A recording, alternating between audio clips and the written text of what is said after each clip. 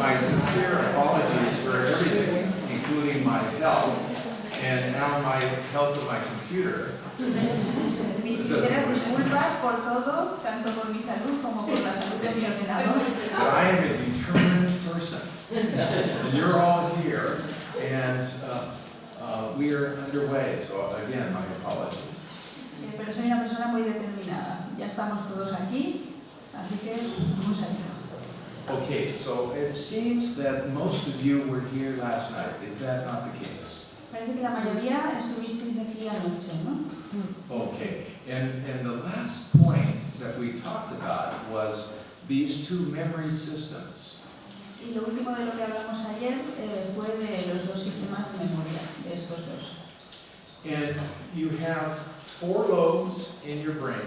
You have frontal, parietal, occipital, and temporal lobes.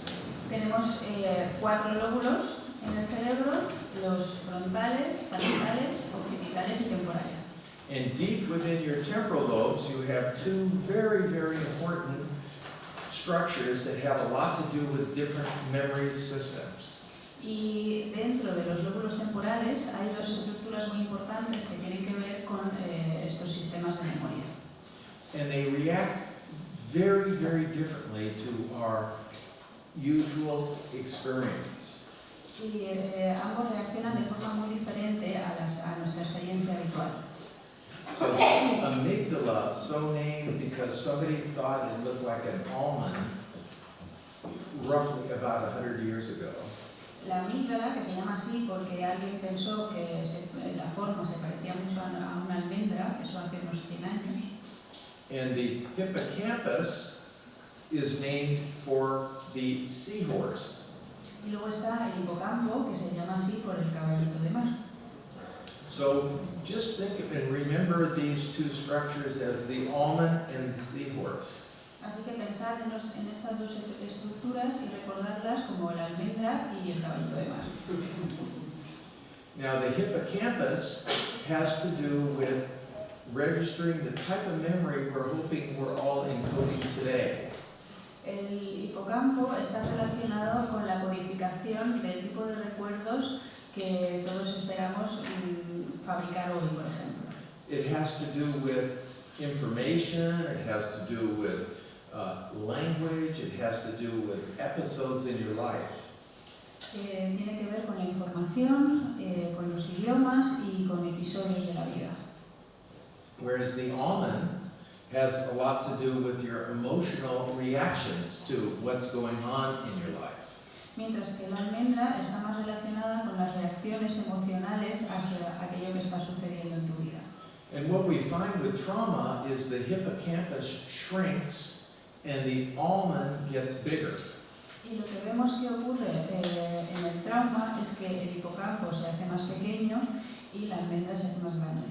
So you can even think of the almond as almost like a smoke alarm or panic button. O sea que podemos pensar en la almendra casi como si fuese un detector de humos o un botón de pánico. It's on too often and we have a hard time turning it off. Si está conectado demasiado tiempo, nos cuesta mucho de apagar. So yesterday or last night, I explained how important it is to keep the hippocampus healthy. Ayer estuve explicando lo importante que es que el hipocampo lo mantengamos sano. And one of the wonderful ways to do that is through this organic fertilizer. Y una de las mejores maneras de hacerlo es con este fertilizador mágico del que hablábamos ayer. But there are all sorts of things that make it more compromised. Pero hay muchos factores que hacen que se pueda deteriorar.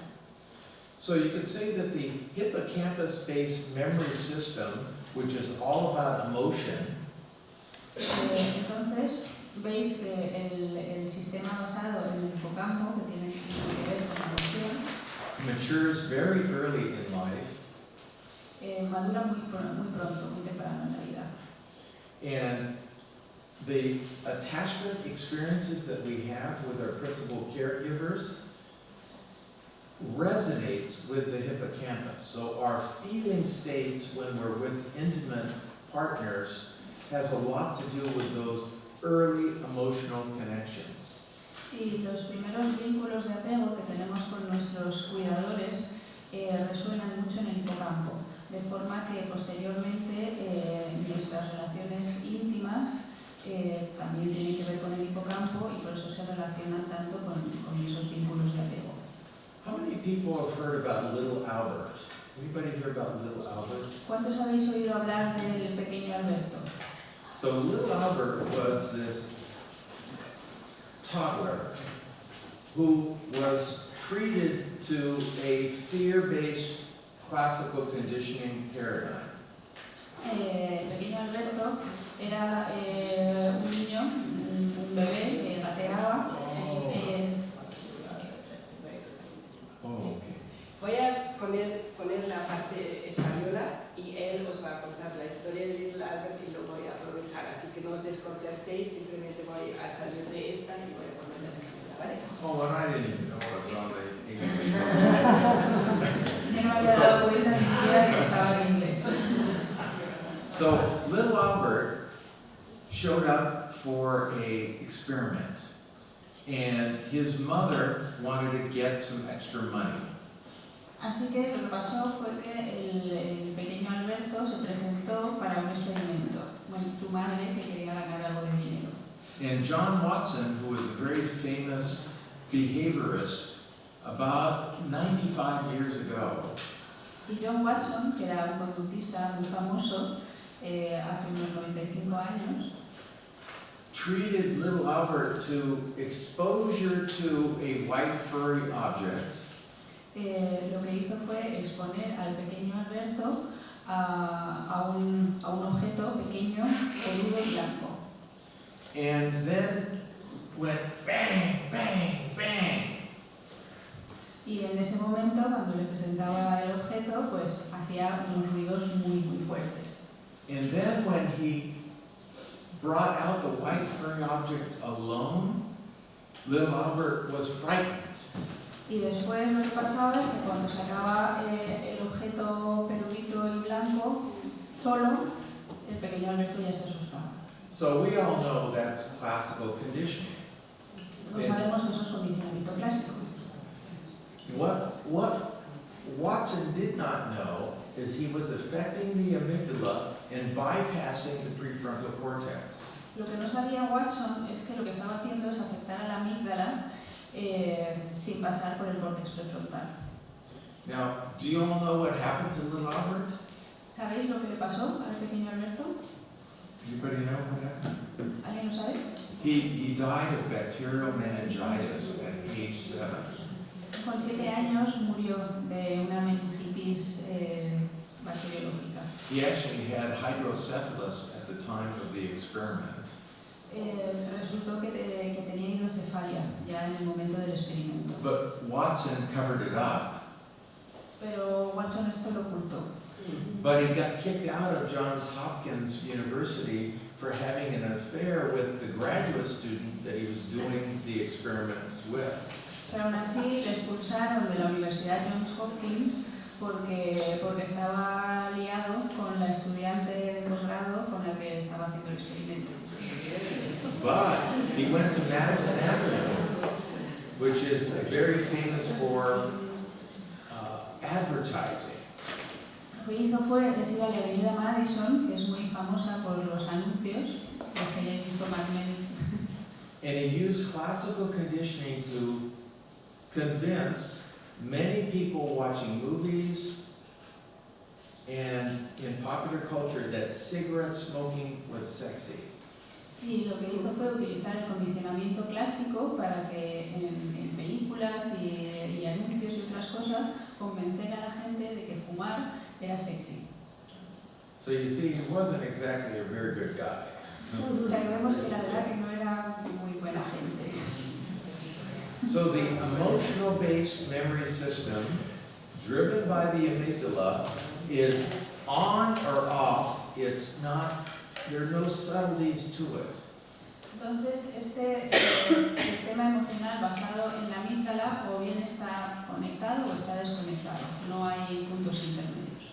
Whereas the hippocampus-based memory system is a lot to do with what you are remembering about today, about some speaker that was ill and the computer that was ill, and you remember these facts. Mientras que el sistema basado en el hipocampo tiene que ver pues con cosas que vais a recordar de hoy, de un conferenciante enfermo y su ordenador enfermo y hechos de este tipo. The hippocampus-based memory system has a lot to do with language. El sistema de memoria basado en el hipocampo está muy relacionado con el lenguaje. Do you notice that you have an ongoing dialogue within your brain? You're telling yourself, oh, I better watch out for that. Oh, go over here, go over there. ¿Os habéis fijado que hay un diálogo constante en vuestro cerebro que os va diciendo, ay, mejor me voy a fijar en esto, o voy a ir por aquí, o voy a ir hacia allá? That's your working memory. Your working memory is largely controlled by your prefrontal cortex, coding in information to your hippocampus. Esa es la memoria de trabajo. La memoria de trabajo está dirigida fundamentalmente por el córtex prefrontal y lo que hace es codificar la información para transmitirla al hipocampo. How many people remember events, very clear events, in the first year of your life? ¿Cuántos de aquí recordáis claramente acontecimientos de vuestro primer año de vida? The second year, do you remember any clear events Del during the segundo second año, year of your life? ¿algún acontecimiento claro que recordéis? My guess would be that it would be an emotionally compelling event. Is that not the case? And she's the only one here, note that. Fijaros que ella es la única que recuerda algo claramente de los 2 años y me imagino que es un acontecimiento significativo a nivel emocional. In other words, the hippocampus was turbocharging the amygdala was turbocharging the hippocampus. Eso significa que en ese momento la amígdala estaba cargando con turbo al hipocampo. Now, third year of your life. Anybody remember any events during the third year of your life? Del tercer año. ¿Alguien recuerda cosas del tercer año?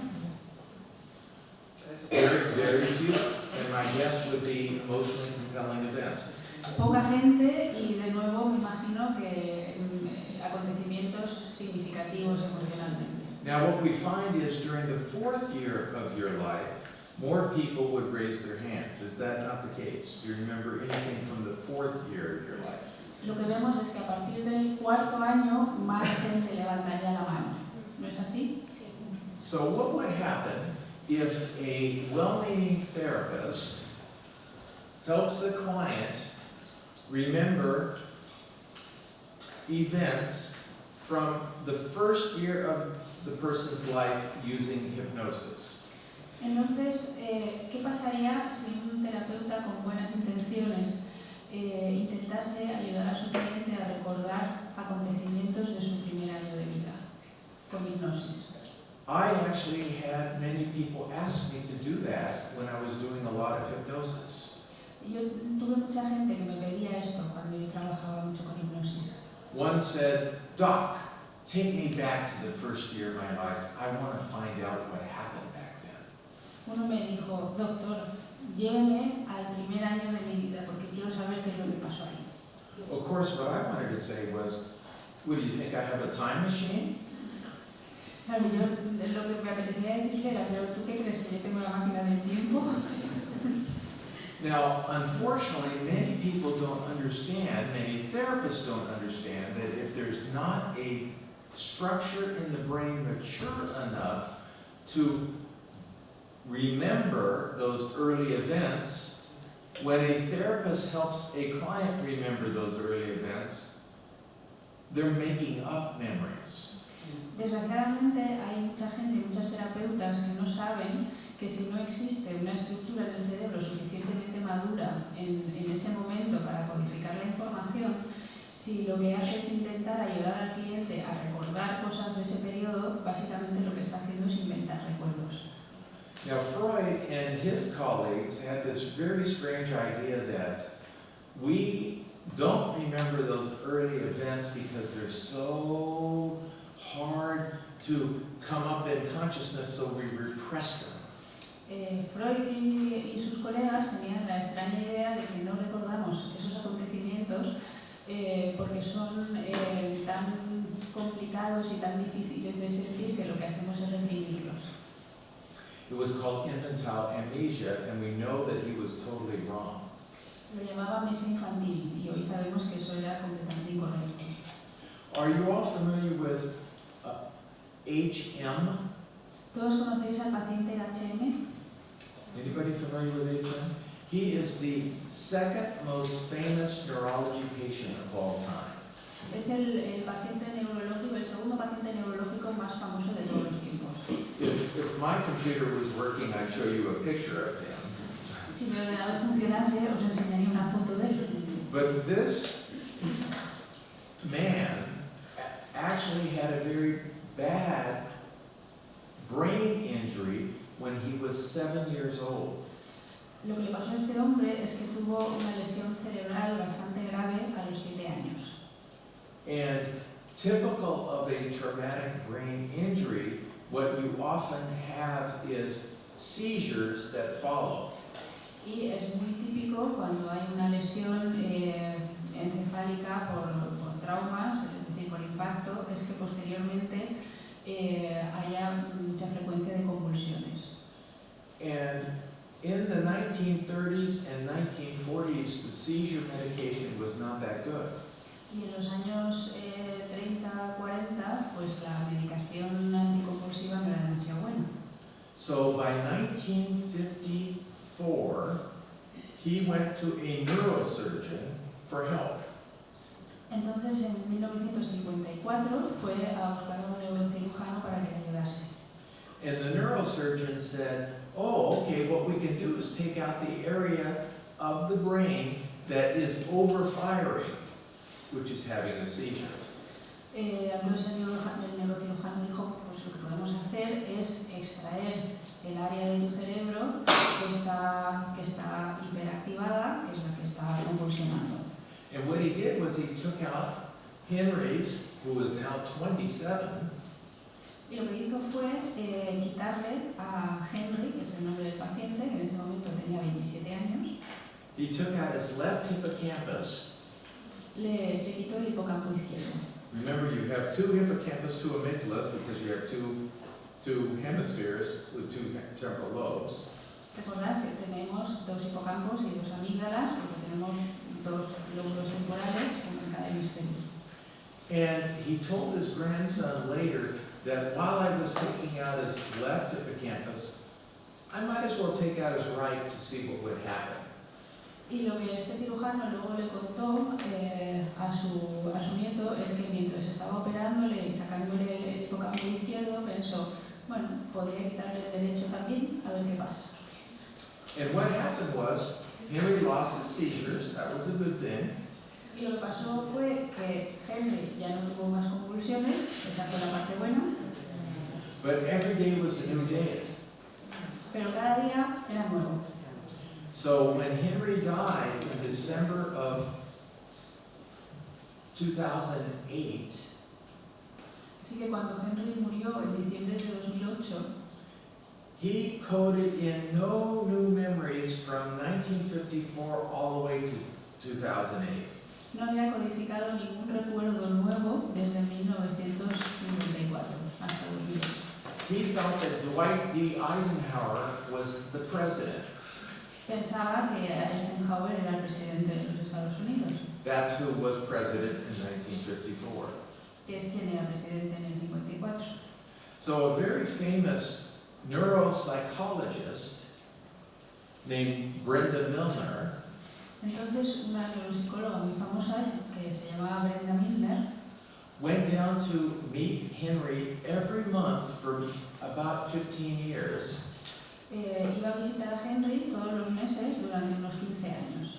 And every time Henry met her, he'd say, hello, who are you? Y cada vez que se encontraban, Henry decía, hola, ¿quién es usted? She says, I've been coming here every month for the last so many years. Y ella decía, yo llevo viniendo aquí todos los meses desde hace no sé cuántos años. One day she brought a other neuropsychologist with her, Un día se trajo con ella a otro neuropsicólogo and he had one of those joke buzzers in his hand that when you shake hands it went bzzz. y tenía un artículo de estos de broma, de estos que cuando das la mano pues empieza a vibrar, da como una pequeña descarga. So they had a big laugh about that. And the next day, Dr. Milner and this other neuropsychologist came back. Entonces, pues todos se rieron y tal, y al día siguiente la doctora Milner y este otro neuropsicólogo volvieron a ver a Henry. And Dr. Milner shook hands with him. He said, hello, who are you? Y la doctora Milner le dio la mano, hola, ¿y usted quién es? But the guy reaches out to shake hands with Henry, and Henry pulled his hand back. Pero el otro tipo fue a darle la mano y Henry apartó la suya. He had a feeling about this guy, but he did not know why.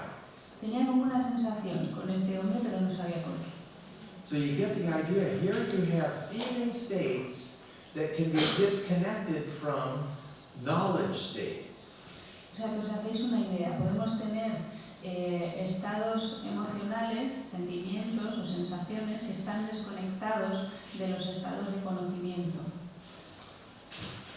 So this means, in effect, that we don't really have perfect knowledge about feeling states. We have to have corroborating information.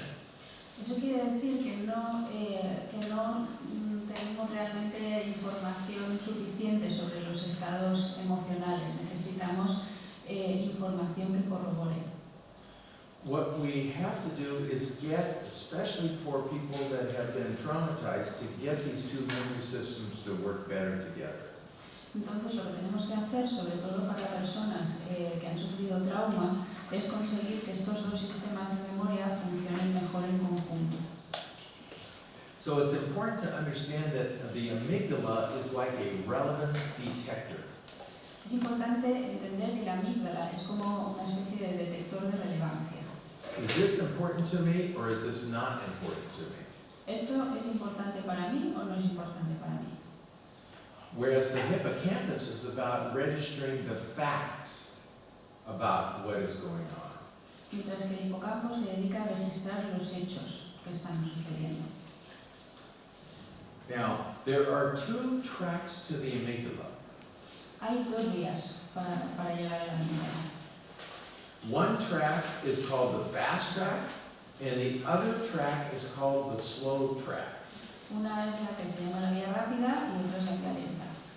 So if I'm hiking, like I often do, I can be hiking along the trail and see out of my peripheral vision a long object. Entonces, si yo estoy haciendo senderismo, cosa que hago bastante a menudo, pues puedo estar por ahí caminando y con mi visión periférica puedo detectar un objeto alargado. And that information is sent immediately from the eyes directly to the central router of the brain, which is called the thalamus.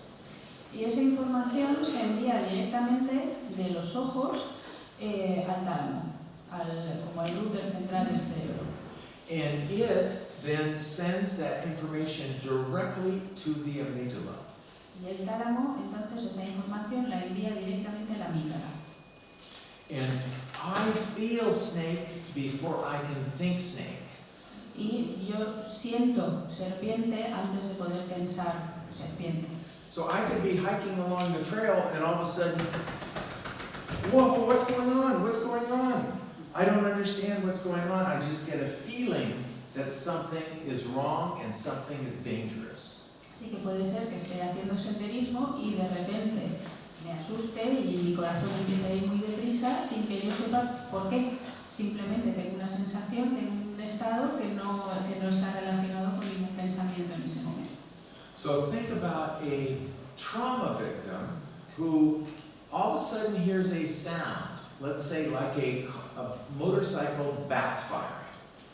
Pensemos ahora en una persona traumatizada que de repente escucha un sonido, como por ejemplo una moto que el motor hace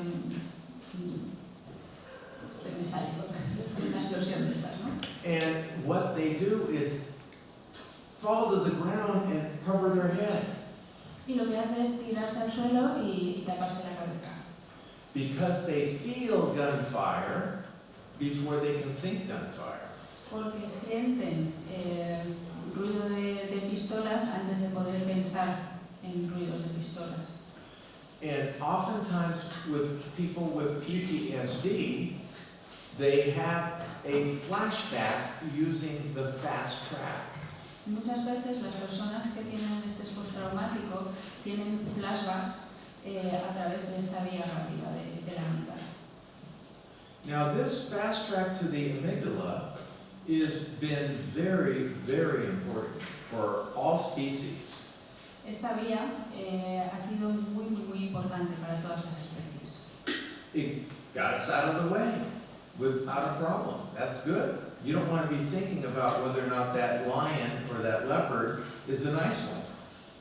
Porque lo que hace es que nos salva rápidamente, no te deja pensar si el león este o el leopardo este es amistoso o no.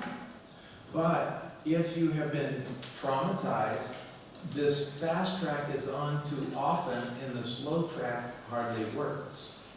Pero si has sufrido trauma, entonces esta vía rápida está conectada con demasiada frecuencia y la vía lenta prácticamente no funciona. So it's a bottom-up process. O sea que es un proceso bottom-up, de abajo arriba. On the other hand, you could have a slow track process. So you're walking down the trail, you see the long object, your retina, right here, sends the information to your cortex and your hippocampus before your amygdala. Pero podemos tener activo el proceso de la vía lenta, que es que tu retina detecta ese objeto alargado, envía la información al córtex, que la envía al hipocampo. Under that condition, you might be thinking, oh, well, let's see, what is it about snakes? They're kind of interesting. Some theologies like them and some don't. Y entonces empiezas a pensar, bueno, entonces ¿cómo era esto de las serpientes? Es una cosa interesante, ¿no? Para algunas teologías parecen buenas, a otras no. And then you might even go, oh my God, there's a snake right now. Y puedes pensar, vaya por Dios, hay una serpiente aquí justamente. Maybe if I get down on my knees and slowly inch up to him, he will know that I mean to make friends with him. A lo mejor si me pongo de rodillas y me acerco poquito a poco se dará cuenta de que quiero ser su amigo. And maybe I can pet him on his head and get him to curl up in my lap and become my cuddly friend. A lo mejor le puedo acariciar la cabeza y que se tumbe en mi regazo y que sea mi amiguito. You need a little amygdala activity, actually. En ese caso, te hace falta un poquito de actividad de la amígdala. So people without amygdalas walk across a very, very dangerous highway and can get killed. Entonces, alguien que no tuviese amígdala podría estar andando por una autopista muy peligrosa y acabaría muerto.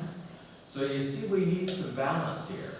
What is really dangerous? What isn't dangerous? O sea que veis que lo que necesitamos es un poco de equilibrio para saber qué es lo que es realmente peligroso y qué no es peligroso. So the slow track to the amygdala is a reality tester, but oftentimes the reality tester comes after an emotionally violent reaction. La vía lenta a la amígdala es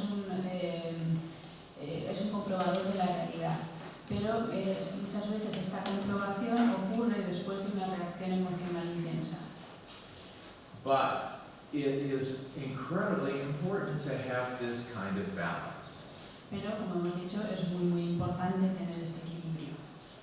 So you could say to a client that has an anxiety problem, your anxiety is almost related to your fast track on too often and your slow track needs to speed up.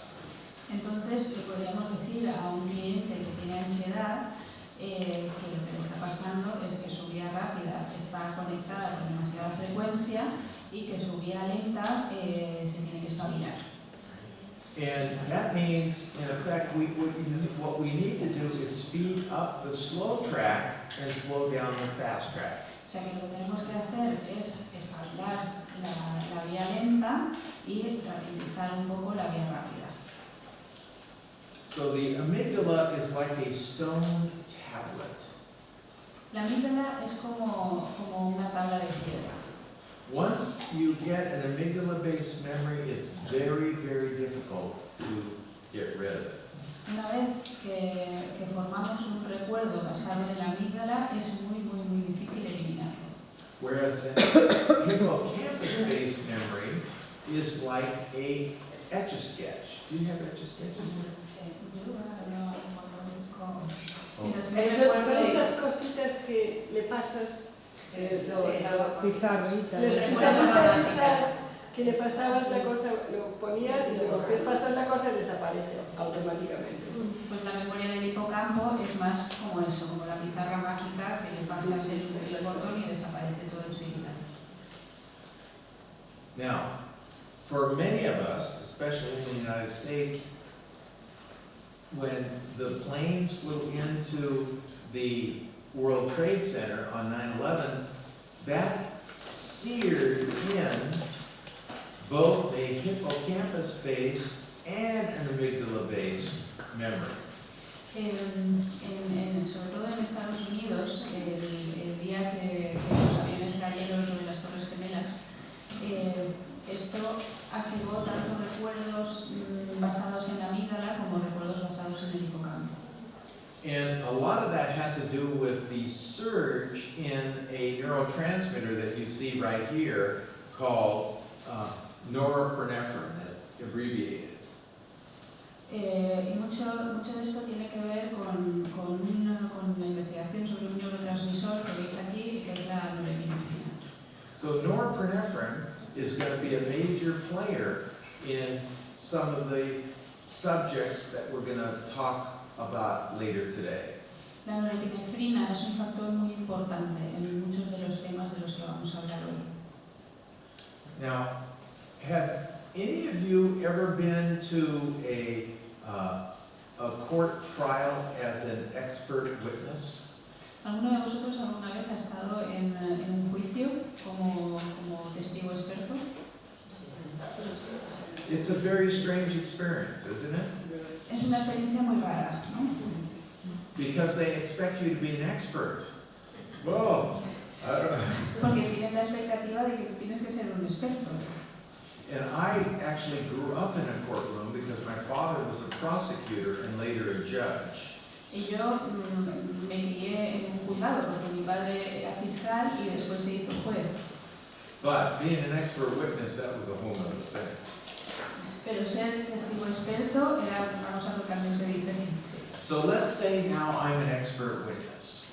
And I sit down and the defense attorney jumps up looking at me and he goes, Dr. Arden, you're supposed to be a memory expert, aren't you? Entonces yo me siento allí, se supone que soy un testigo experto, y entonces el abogado de la defensa se levanta de un salto y me dice, doctor Arden, se supone que usted es un experto en memoria, ¿no? You heard what the previous witness said.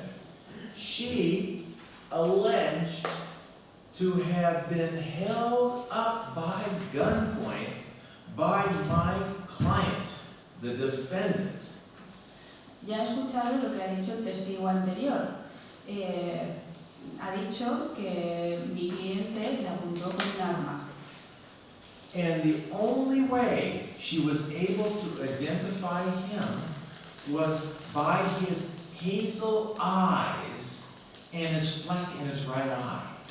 Y la única forma en la que es capaz de identificarlo es por el color castaño de sus ojos y por la manchita que tiene en el ojo izquierdo. So, Dr. Memory Expert, do you think this is possible? Así que, doctor experto en memoria, ¿usted cree que esto es posible? What do you think my answer should be? ¿Cuál creéis que debería ser mi respuesta? No. More, any other no's or yeses? ¿Algún otro no o sí? Yes, okay.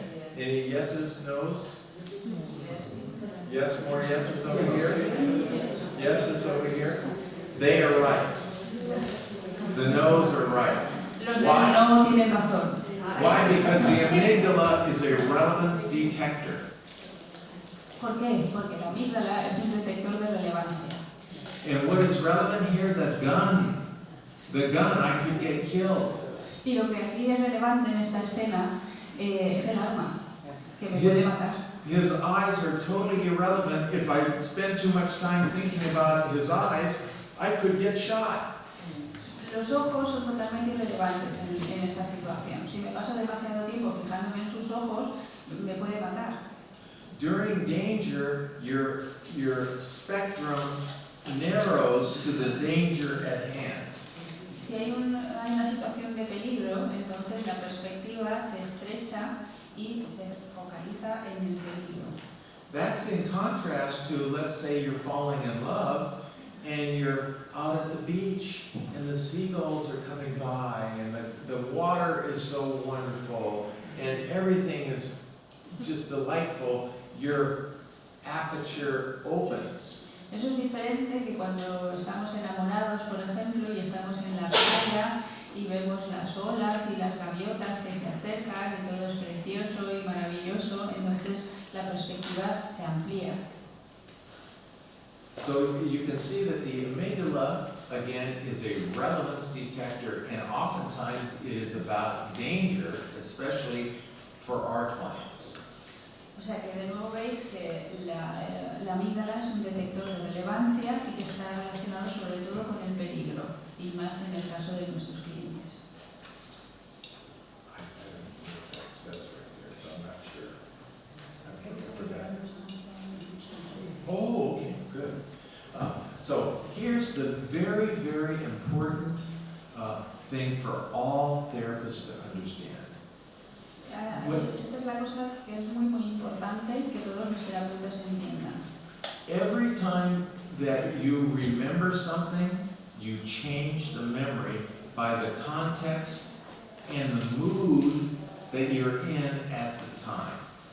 Cada vez que recuerdas algo, ese recuerdo lo cambias en función del contexto y del estado de ánimo en el que te encuentras.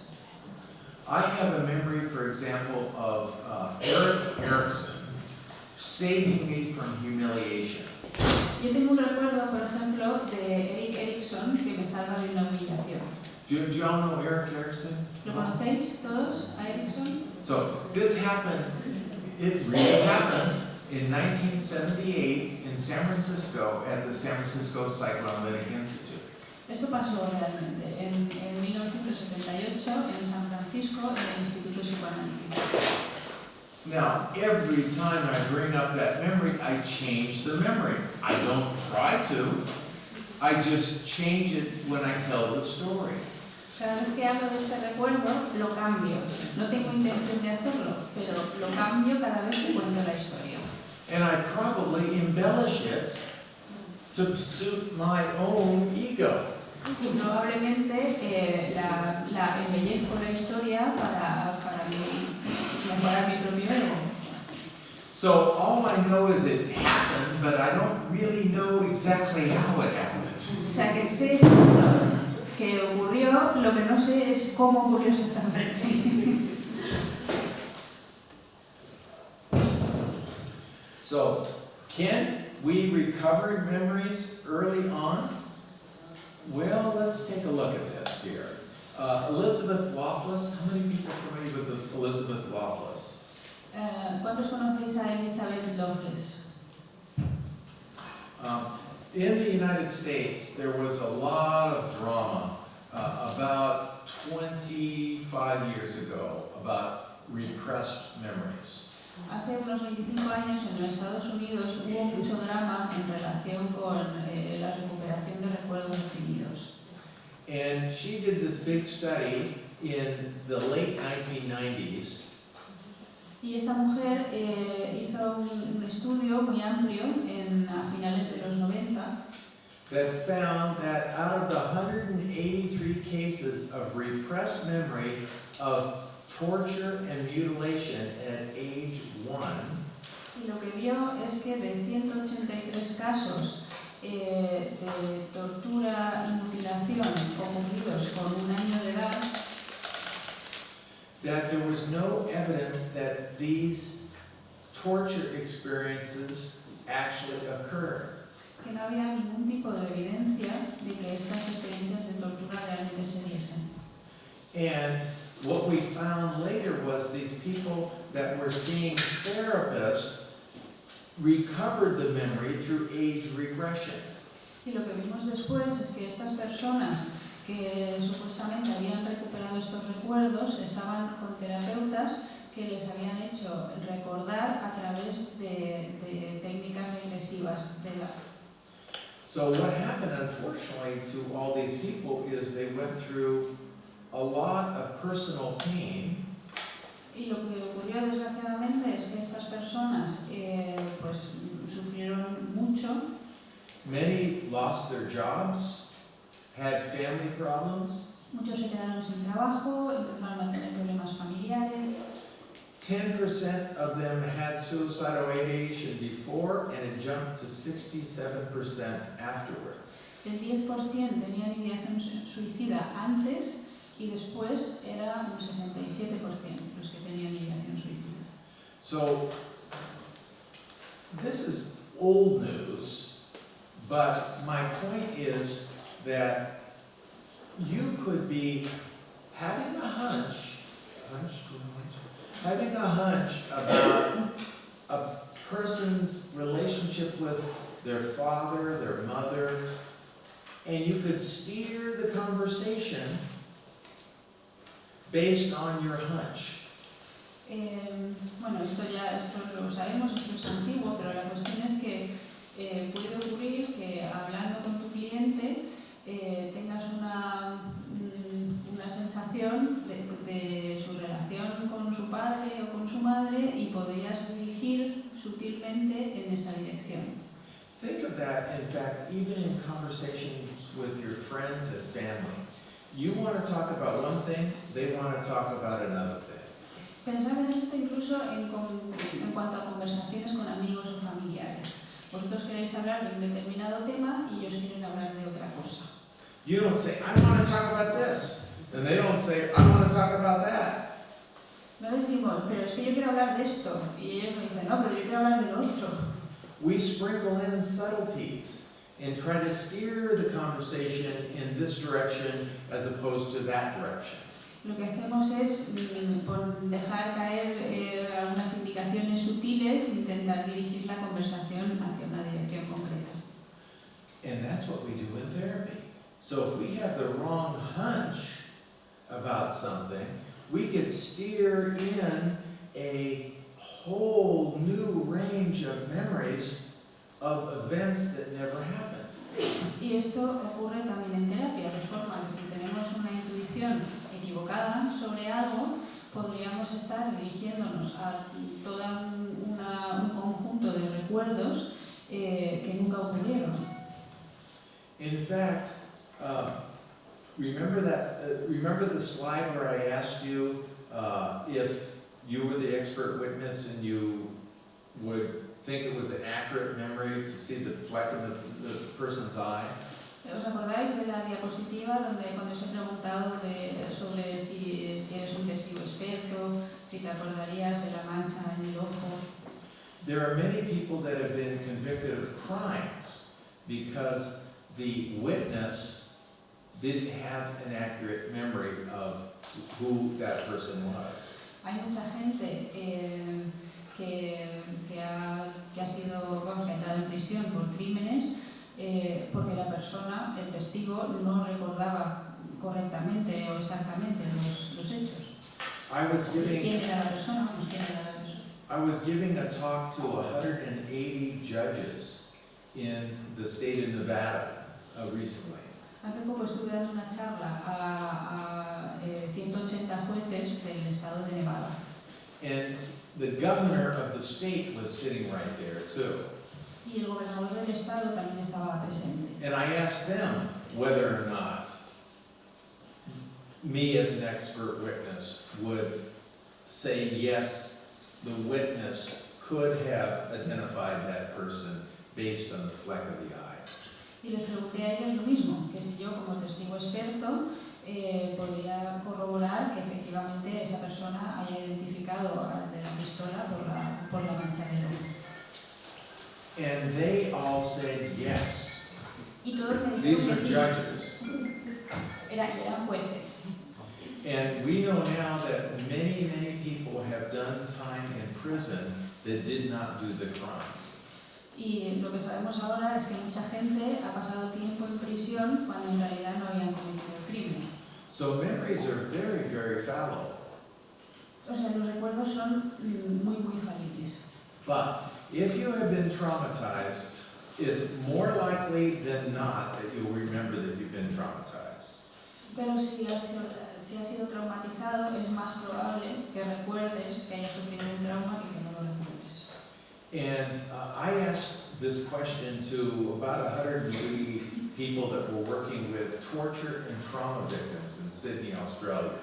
Y esta pregunta se la hice a un grupo de personas, de unos 180, que estaban trabajando con personas víctimas de tortura y trauma.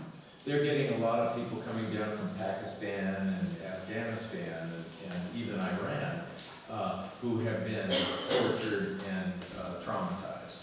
La gente que les llega son gente de Pakistán, incluso de Irán, que han sufrido trauma y torturas. And so I asked them, how many people have worked with a client that did not remember until later that they had been traumatized? Y pregunté, ¿cuántas personas de aquí han trabajado con alguien que no recordaba hasta un tiempo después que había sido traumatizado? And not one person raised their hand. Y nadie levantó la mano. And these are people that were tortured. They were lying on tables, they had their fingernails pulled out, electrodes to their genitals, they couldn't go anywhere. Y estamos hablando de personas que habían sido torturadas. Estaban sobre mesas o camillas, les habían arrancado las uñas, descargas eléctricas en los genitales, sin ninguna posibilidad de huir ni de hacer nada en esa situación. So the point is, we may not remember the details, all the details, eyes and everything else. We remember the main event. Entonces, la idea es que quizá no recordemos los detalles, todos los detalles, como eran los ojos y tal, pero sí que recordamos los hechos principales. So that's why we're talking about the hippocampus and the amygdala. The hippocampus has all those details, remembering in the context, whereas the amygdala is like, did it happen? Did it not happen? I have a reaction or I don't have a reaction. El hipocampo entonces tiene todos esos detalles y hechos y tal, y en la amígdala se trata de ¿pasó o no pasó? ¿Tengo una reacción o no la tengo? So the bottom line is, what we do as therapists is we are memory manipulators. La conclusión entonces es que lo que nosotros hacemos como terapeutas es que hacemos de manipuladores de la memoria. Every time you bring up a memory, you change the memory, and what we're doing today is doing the same thing. You live and you change your memories as you go. Cada vez que recordamos algo, cambiamos el recuerdo. Y esto es lo que estamos haciendo hoy mismo. Los recuerdos van cambiando a medida que vamos viviendo. So think of memory systems, and there are many more of them that I haven't touched yet, as the fabric of who we are. y hay varios más de los que todavía no he hablado, como la fábrica de quiénes somos. So let's summarize all this stuff about memory here. To remember anything, you have to be present when the event that you're wanting to remember happens. In other words, you have to be in the room, not in your default mode network. Entonces, vamos a resumir un poco todas las cosas importantes sobre la memoria. Para poder recordar algo, tienes que estar presente, es decir, tienes que estar ahí en el momento en el que ocurre el acontecimiento y no en tu red de funcionamiento por defecto. So a lot of what your prefrontal cortex does is help you stay where you are and know that you're there. O sea que gran parte de lo que hace nuestro córtex prefrontal es ayudarnos a permanecer donde estamos y que sepamos dónde estamos. And it has a lot to do with this looping of information down to your hippocampus. Y esto que está muy relacionado, por otra parte, con esta transmisión, con este bucle de transmisión de información hacia el hipocampo. Okay, are we ready to, can we change the subject a little bit? Any questions or comments or anything like that? ¿Alguna pregunta o comentario o podemos cambiar un poco de tema? Okay, so what we're going to talk about now is stress and how stress researchers have reconceptualized the way we understand stress. Entonces ahora vamos a hablar un poco del estrés y cómo los investigadores del estrés han cambiado un poco la conceptualización de este término. So if a client comes to you and says, you know, I'd like to work on having a stress-free life. Entonces, si os viene un cliente y os dice, lo que me gustaría trabajar es conseguir una vida libre de estrés. You might say, well, you want to be dead or something? Entonces podemos decir, pero entonces, ¿qué pasa? ¿Que quieres estar muerto o algo? So really what we're talking about is how to adapt to changes in the environment. So stress researchers don't like necessarily to use the word stress. De lo que hablamos es de la adaptación a los cambios en el entorno.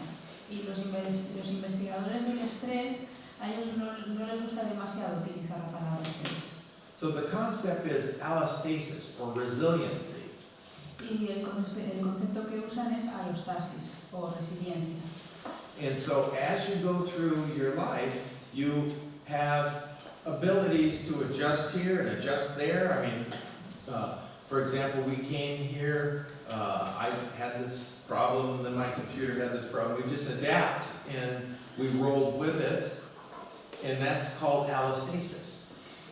Lo que hacemos a lo largo de la vida es que nos vamos adaptando a las cosas que van surgiendo, pues como hoy, que yo estaba malo y luego mi ordenador no funcionó y bueno, pero nos vamos adaptando a las cosas que ocurren. If on the other hand, I were to have said, I can't do it now. Oh, computer broke down, my body broke down, I can't, and now we can't even get this, okay, let's call it off.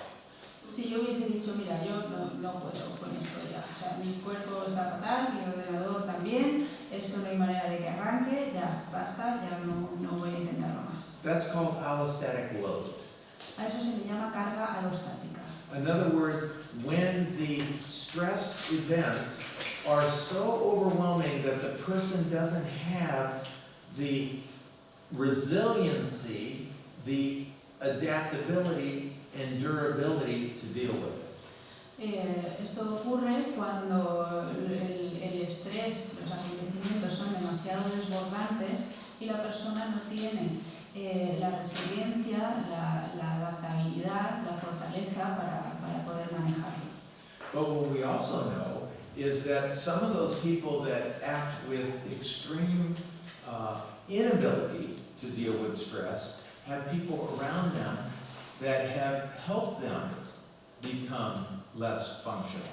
Pero también sabemos que hay muchas personas que actúan de una forma muy incapaz ante el estrés, que tienen gente alrededor que les han ayudado ayudado a ser más incapaces. We see this sometimes in married couples, where one of the partners says, "Oh, I can't deal with this," and the other partner is always there to help out.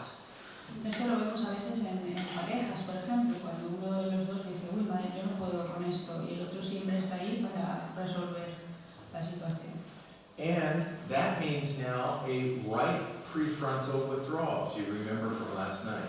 Y eso entonces significa una evitación, pues un aislamiento del prefrontal derecho, si recordáis lo que hablábamos ayer. So actually the partner that's helping out is not helping out. The partner that's helping out is making things worse. Así que desde este punto de vista, el miembro de la pareja que ayuda en realidad no está ayudando, está empeorando las cosas. So really what we're talking about is whether or not the person has the capability to develop allostatic adjustments.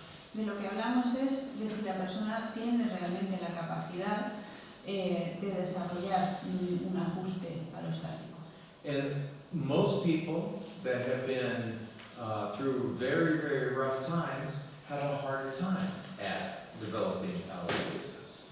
Y muchas personas que lo han pasado muy mal tienen más dificultad para desarrollar alostasis. But that doesn't mean that we can't help them. We certainly can, but it might take a little work. Eso no significa que no les podamos ayudar, sí que podemos, pero les costará un poco más. So you might tell a client who has a whole lot of stress that just like a car has shock absorbers to deal with bumpy roads, so too can you develop those shock absorbers over time. Entonces le podemos decir a un cliente que sufre mucho estrés, que igual que un coche tiene amortiguadores para poder ir por carreteras con baches, que él también puede desarrollar una especie de amortiguadores. And that's what we're going to do together, is to develop better durability over time. Y esto es lo que vamos a hacer, a lo que nos vamos a dedicar, a desarrollar más durabilidad. So for our point of view, we would like to understand the stress system in a much more clear way. Entonces, desde nuestro punto de vista, lo que necesitamos es entender el sistema de estrés de una forma mucho más clara. So we have, you all know, you have two branches of the autonomic nervous system, the sympathetic branch and the parasympathetic branch.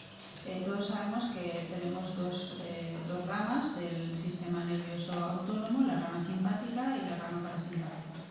And the sympathetic branch gives you the so-called fight or flight. La rama simpática es la que nos proporciona la respuesta de lucha-huida, Identified by Walter Cannon 100 years ago. que lo identificó Walter Cannon hace 100 años. And then, about 20 years later, Hans Selye helped us understand the neuroendocrine response to stress. Y unos 20 años después, Hans Selye nos ayudó a entender la respuesta neuroendocrina al estrés. And you might know that as the hypothalamic pituitary adrenal axis. Y esto seguramente lo conozcáis como el eje hipotalámico hipofisario adrenal, Whereas the amygdala triggers the hypothalamus to release a neurochemical to make the pituitary release another neurochemical to make the adrenal glands eventually release cortisol. I know, in fact, that's okay, in fact, I was thinking of adding more, and then I thought, oh gosh, she's not gonna get all this. So, you all know it as the hypothalamic pituitary adrenal axis. Conocéis todos el eje hipotálamo hipofisario adrenal. Because there's a chain of events with chemicals that go from the hypothalamus to the pituitary to the adrenal glands. Lo que hay es una cadena de acontecimientos neuroquímicos que van del hipotálamo a la hipófisis y a las glándulas suprarrenales. And then cortisol is released. Luego lo que ocurre es que se libera cortisol. So the stress chemicals then include a whole bunch.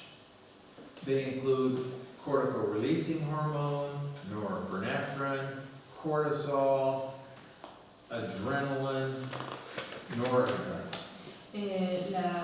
Los neuroquímicos, por tanto, relacionados con el estrés son un montón. El cortisol, la norepinefrina, la adrenalina, la hormona liberadora de factor de cortisol. And this system can get all goofed up with your clients as well. These different systems can work and collapse. Y este sistema también se puede fastidiar en nuestros clientes, se pueden colapsar. One thing that happens with people that have had very, very chronic stress or trauma is they get hypocortisolism. Una cosa que puede ocurrir con personas que han sufrido mucho estrés crónico o trauma es un problema de hipercortisol. And when they get hypocortisolism, Hipocortisol. means that they don't have enough cortisol anymore. And that means then that they get more inflammation. Lo que ocurre es que no tienen suficiente cortisol y entonces lo que tienen es más inflamación. Because cortisol is an anti-inflammatory. Porque resulta que el cortisol es antiinflamatorio. And so when you get a collapse of the cortisol system, now you get inflammation all over the place, and that makes the person feel very foggy and not very clear about what's going on in their environment. They get feeling very bad. Entonces, si se colapsa este sistema de cortisol y hay muy poco cortisol, entonces empieza a aparecer inflamación por todas partes y lo que ocurre es que la persona no puede percibir ni pensar con claridad, ni percibir las cosas del entorno. O sea, empieza a encontrarse muy mal. And that can happen with anything because our immune system is connected to our stress system. Y esto puede pasar con muchas cosas, porque nuestro sistema inmunológico está conectado con el sistema de estrés. Now, your immune system is fighting off a cold. Mi sistema inmunitario ahora mismo está luchando con un resfriado. And mine is fighting off an intestinal infection. Y el suyo está luchando con una infección intestinal. Both of us have higher levels of inflammation going on, Los dos ahora mismo tenemos niveles de inflamación más altos. which you'll have to forgive us for. But that Así que means, nos tenéis que perdonar. but that means then our stress system gets dysregulated too. And so if you can understand that the immune system is related to the stress system, it's not something that's on its own. Esto significa que nuestro sistema de estrés también va a estar algo desregulado. Es decir, el sistema inmunológico y el sistema de estrés están muy relacionados, no funcionan cada uno por su parte. So now I want to reintroduce the almond and the seahorse within this discussion about stress. Quiero reintroducir de nuevo a la almendra y al caballito de mar, en esto que estamos hablando del estrés. So in this case, the amygdala can turn on the stress system and the hippocampus can turn it off. En este caso, la amígdala puede conectar el sistema de estrés y el hipocampo puede desconectarlo. And the way the hippocampus can turn it off is not only about putting things in reality-based terms, Y la manera en la que el hipocampo lo puede desconectar no es solo poniendo las cosas en términos basados en la realidad, it's also because the hippocampus can hopefully have many cortisol receptors on it that act like a thermostat. sino también porque el hipocampo, si todo está bien, puede tener muchos receptores de cortisol que estén activos And y actúan de termostato. if the hippocampus shrinks, those cortisol receptors are the ones that shrink with them. Si el hipocampo disminuye de tamaño, esos receptores de cortisol también disminuyen. In other words, the thermostat is burnt out. En otras palabras, se quema el termostato. So with large amounts of cortisol in the system, the amygdala gets bigger and the hippocampus gets smaller. Entonces, si hay grandes cantidades de cortisol en el sistema, la amígdala se hace más grande y el hipocampo más pequeño.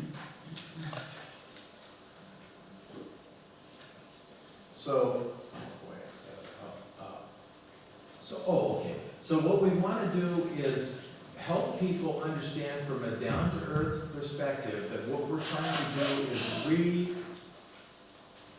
reconstruct their thermostat system for stress. Así que lo que queremos cuando transmitimos esto a los clientes es explicarles de una forma sencilla que lo que necesitamos hacer es reconstruir su termostato del estrés. And just so we don't forget, what we've got to do is consider that this whole system can break down by bad lifestyle practices. Y lo que tenemos que tener muy en cuenta, que no se nos puede olvidar, es que todo este sistema se puede romper o se puede fastidiar por malos hábitos de vida. Did I show you this slide last night? I think I did. ¿Esta diapositiva la puse ayer? So think of this. Let's say you have a stressful life and you have bad diet, and meaning you have fried foods and simple carbohydrates and you don't move much. Pongamos, por ejemplo, que tenéis una vida estresante y además una mala alimentación. Es decir, que os alimentáis mucho de fritos, de carbohidratos simples. And then you can mess up your gut area. Y entonces, de esta manera podéis fastidiar vuestros intestinos. And then create more inflammation, and so your whole stress system is all out of whack. Y, por tanto, crear mayor inflamación, de forma que todo el sistema de estrés se desbarata. So let us shift to another perspective here. Take a break. Yes. Oh. I think it would be good to take a break. ¿Estoy en lo cierto? ¿Empezamos? Any questions or comments before we begin with talking about various anxiety disorders?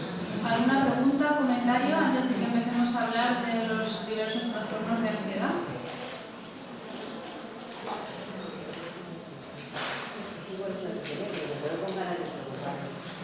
Antes, cuando ha dicho, vamos a ver, la rueda no quiero referencias a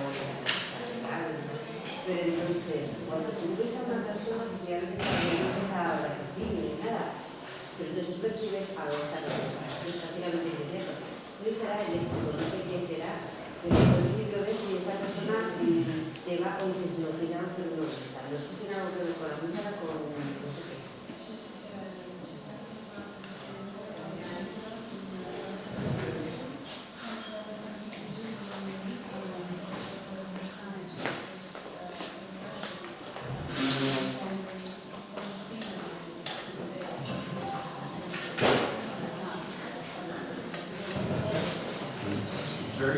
Very good point.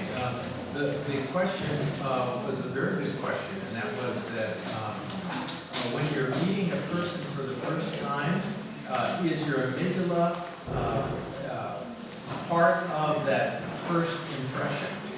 Es una muy buena pregunta, porque bueno, la pregunta es si cuando conoces a una persona, cuando es una persona por primera vez, si la amígdala tiene algo que ver en esa primera impresión que recibes.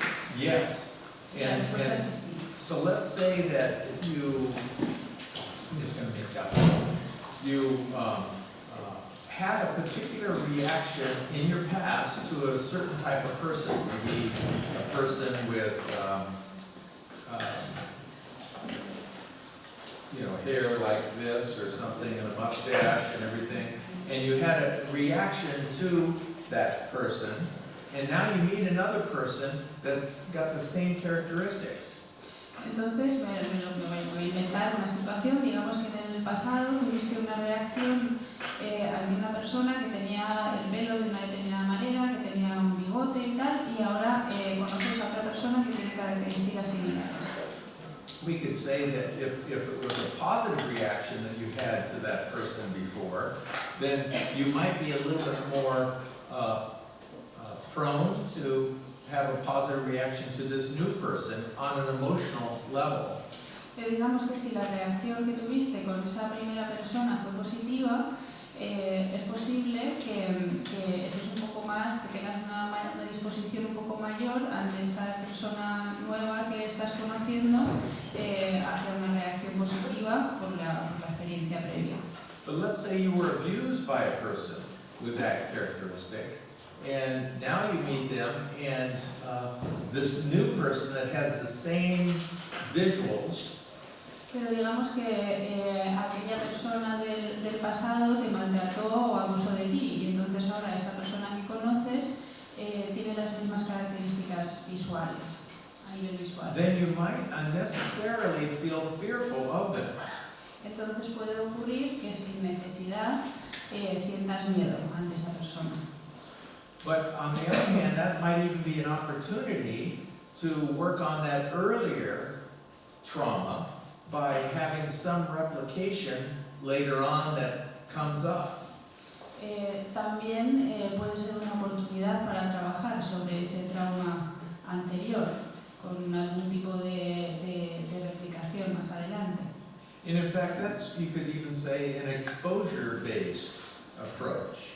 Podríamos incluso decir que sería una aproximación basada en la exposición. Let me give you an example. In the 1980s, I ran a lot of programs. I was a community mental health administrator person. Os voy a dar un ejemplo. En los años 80 yo trabajaba con diversos programas de salud mental porque yo era como un administrador de diversos programas. But I also was on the board of directors of a series of domestic violence programs. Y también estaba en la junta directiva de algunos programas que trabajaban con violencia doméstica. And one more later. And I was also studying neuropsychology. Y otro aspecto más es que en ese momento estaba estudiando neuropsicología. So I evaluated a woman with a bullet in her brain. Evalué a una mujer que tenía una bala alojada en el cerebro. And the bullet was put there by her husband. Y el que puso la bala ahí fue su marido. He would always hold the gun to her and sometimes even say, take off all your clothes and go outside of this house. Muchas veces la apuntaba con la pistola y a veces incluso le decía, quítate toda la ropa y sal de casa. And she didn't have any clothes on, so what did she do? She hid behind some bushes right next to the front door, waiting for him to say, you can come back in. Y lo que hacía ella es que salía, porque no tenía otra opción, se escondía detrás de unos arbustos porque estaba desnuda y esperaba hasta que él le dijera, ya puedes entrar. And so I knew that I had to help her on a number of different levels. And one was to get comfortable again with people that are not traumatizing. Yo sabía que tenía que ayudarle a diversos niveles y uno de ellos era estar cómoda con gente que no la va a traumatizar. And it was very fortunate that she was able to say, when I sit with you right now, not only am I fearful of men, but I'm fearful of men that look just like you. Y fui muy afortunado porque fue capaz de decirme cuando estábamos sentados que en ese momento estaba teniendo miedo, y miedo no solamente porque yo era un hombre, sino por mi aspecto. You look very much like my husband. Te pareces mucho a mi marido. And so my job was to do a number of things. And one, of course, was to help her adapt to a much more complex world. Entonces, mi trabajo consistió en muchas cosas, y una de ellas fue ayudarla a adaptarse a un mundo mucho más complejo. And get her other parts of her brain working to calm down the overactivity of the amygdala. Y conseguir que otras áreas de su cerebro se activasen más para que estaba sobreestimada. And was very fortunate that we came to that understanding that I looked like her husband. Y fue una suerte que pudiésemos darnos cuenta y hablar de que yo me parecía a su marido. At that time, I didn't have gray hair, and I looked like a Spaniard. I'm not, but you know, I had a mustache and darker hair. En ese momento no tenía el pelo blanco, en realidad parecía español porque tenía el pelo oscuro y llevaba el bigote. And her husband was. And so my job was to tell her what I was doing. Because I look like your husband, what we're going to do is go through a therapeutic experience where you can learn and feel okay about being somebody that's truly not threatening to you, that only wants to help you, but I quite recognize that you're going to feel feelings that you know you shouldn't. Entonces le dije que dado que yo me parecía a su marido, el trabajo que íbamos a hacer es llegar a que ella pudiese sentirse cómoda con una persona que no la va a maltratar, que solamente la quiere ayudar y no solamente poder saberlo, sino también sentirlo. Pero también le dije que seguro que iba a tener sentimientos y sensaciones que en realidad ella supiera que no hacía falta tener. So, good question, but we'll pick this up when we get to PTSD. O sea que muy buena pregunta y lo vamos a retomar cuando nos centremos más en la parte del trauma.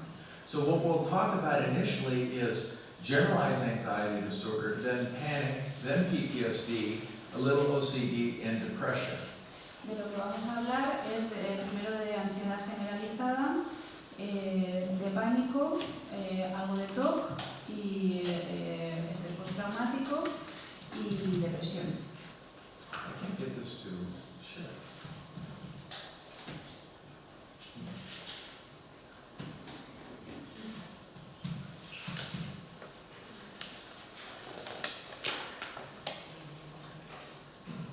Annette, do you know?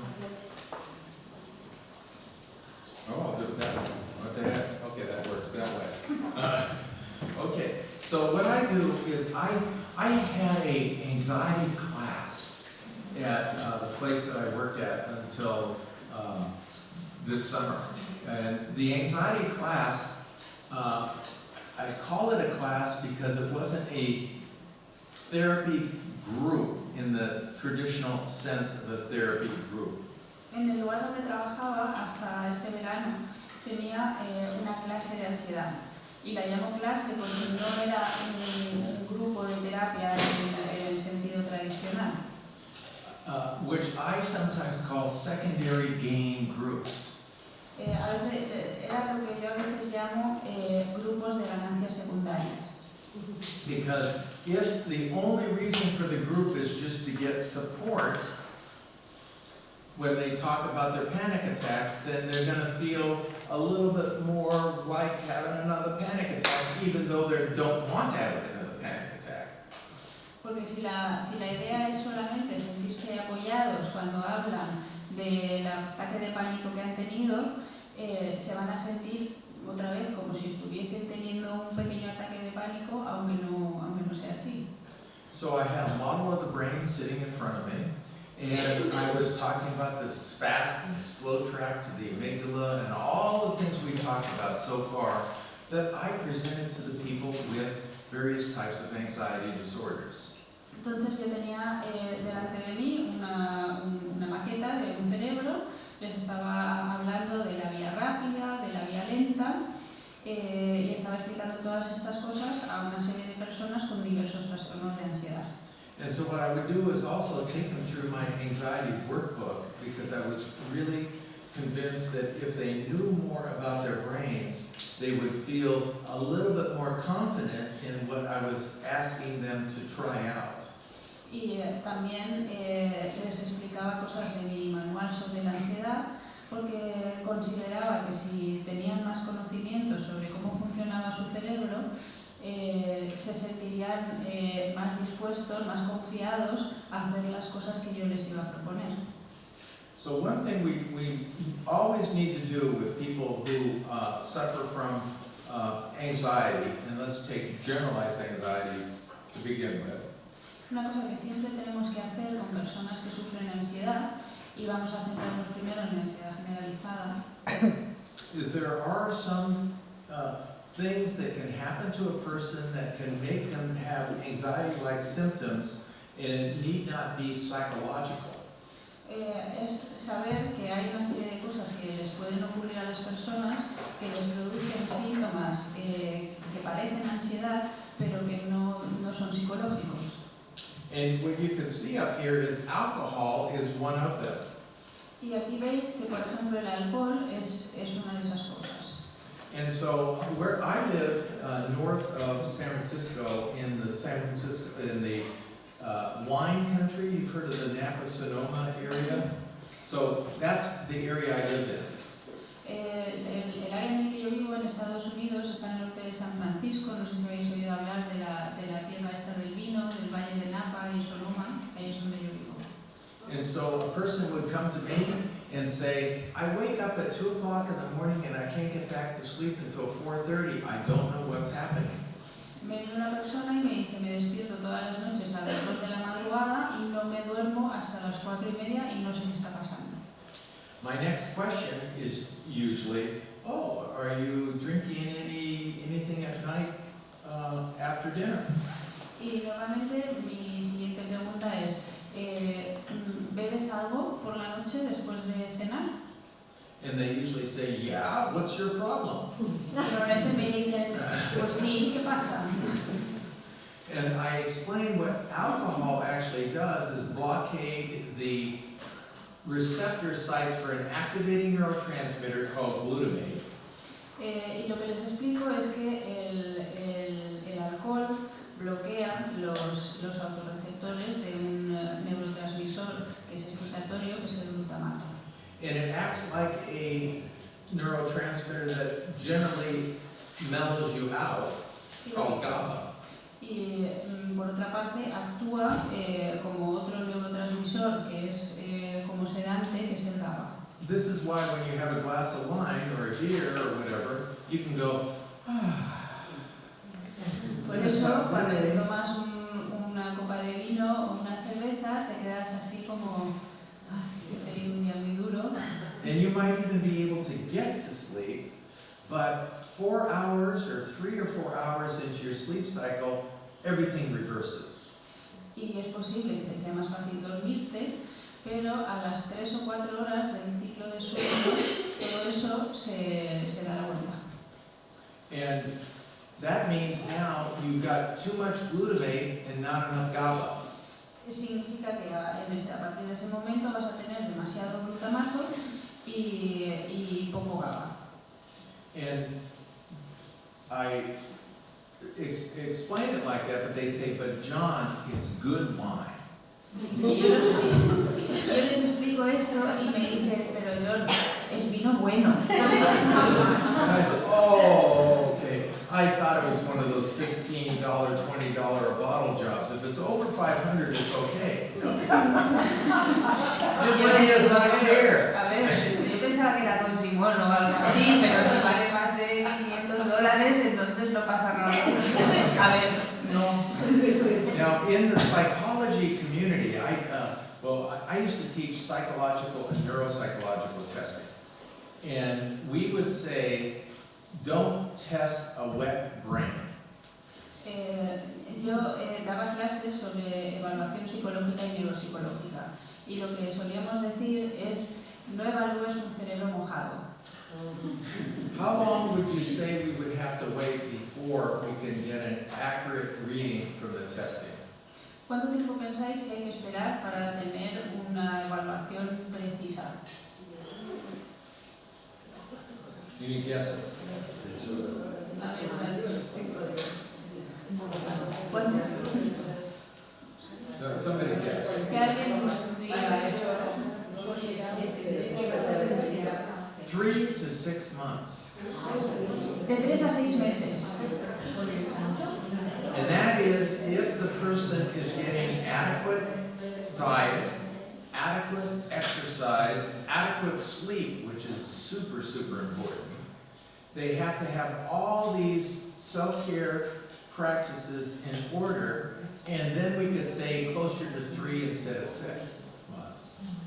Y eso si la persona tiene una buena alimentación, si duerme lo suficiente, si hace ejercicio, es decir, si tiene todos estos hábitos saludables, entonces podemos decir que 3 meses y no 6. Just a second. Wet brain means somebody who's really alcoholic, not just drinking water. Well, and Annette is asking, wet brain means only an alcoholic. Well, where do you draw the line? Annette está preguntando si el cerebro mojado estamos hablando de un alcohólico, pero ¿dónde ponemos el punto de corte? So, at some point, let's say the person that was having the sleep problem only drank 2 glasses of wine at night. Por ejemplo, esta persona que estaba teniendo los problemas de sueño solamente se tomaba 2 copas de vino por la noche. I wouldn't call the person an alcoholic, but I would call their practice of consuming alcoholic a problem for their sleep cycle and their mood. No diría que esta persona es alcohólica, pero sí que diría que su consumo de alcohol es un problema para su ciclo de sueño y para su estado de ánimo. And what results from that is not just the sleep problem, but also the problem of regulating your ability to calm yourself down. Y el resultado de esto no es solamente el problema de sueño, sino también la capacidad de autorregulación, de poder calmarte. So I mentioned the sympathetic branch of the autonomic nervous system. Antes he mencionado la rama simpática del sistema nervioso autónomo. And one of the things we hopefully can do is calm ourselves down when we feel a little unnecessarily anxious. Y una de las cosas que, si todo va bien, podemos hacer es calmarnos cuando nos estamos sintiendo ansiosos sin que haya realmente motivo para estarlo. So we've been doing all sorts of things for 2,500 years at least, like yoga, meditation, peripheral presence. Those are all good things. Hemos estado haciendo todo tipo de cosas en los últimos 2000 o 2500 años, como el yoga, la meditación, que todo eso está muy bien. Now, in addition to some other things, what those practices do is access the parasympathetic nervous system. Entre otras cosas, esas prácticas lo que hacen es acceder al sistema nervioso parasimpático.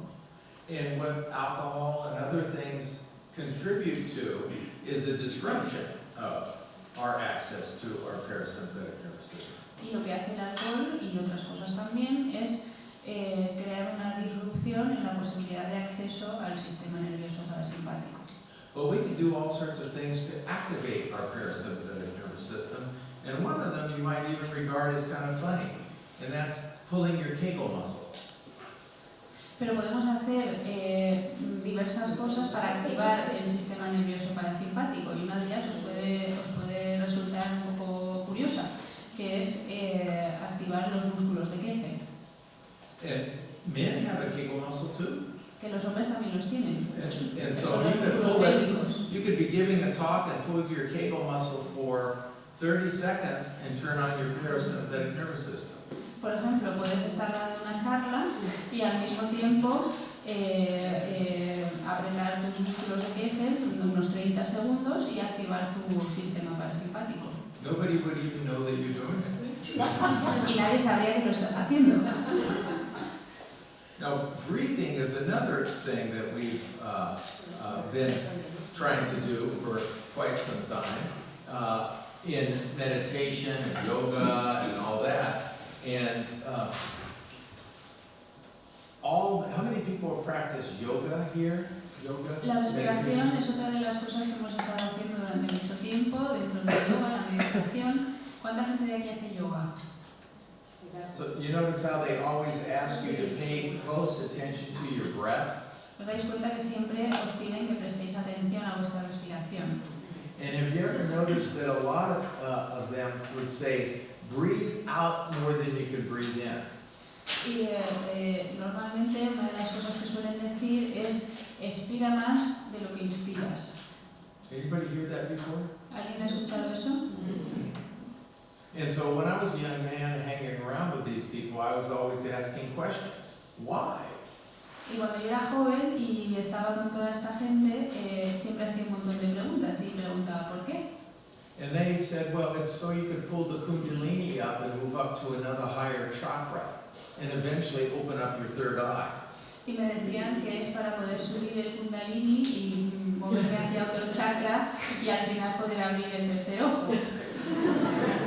I mean, it sounds cute, but I don't think you need all that. Suena muy bien, pero creo que todo eso no hace falta. So think of this. When you sigh, is there a word for sigh? When you sigh like this. No, that's not sighing. Cuando suspiras, no suspiras, eso no es un suspiro. When you sigh like this. Cuando suspiras, suspiras así.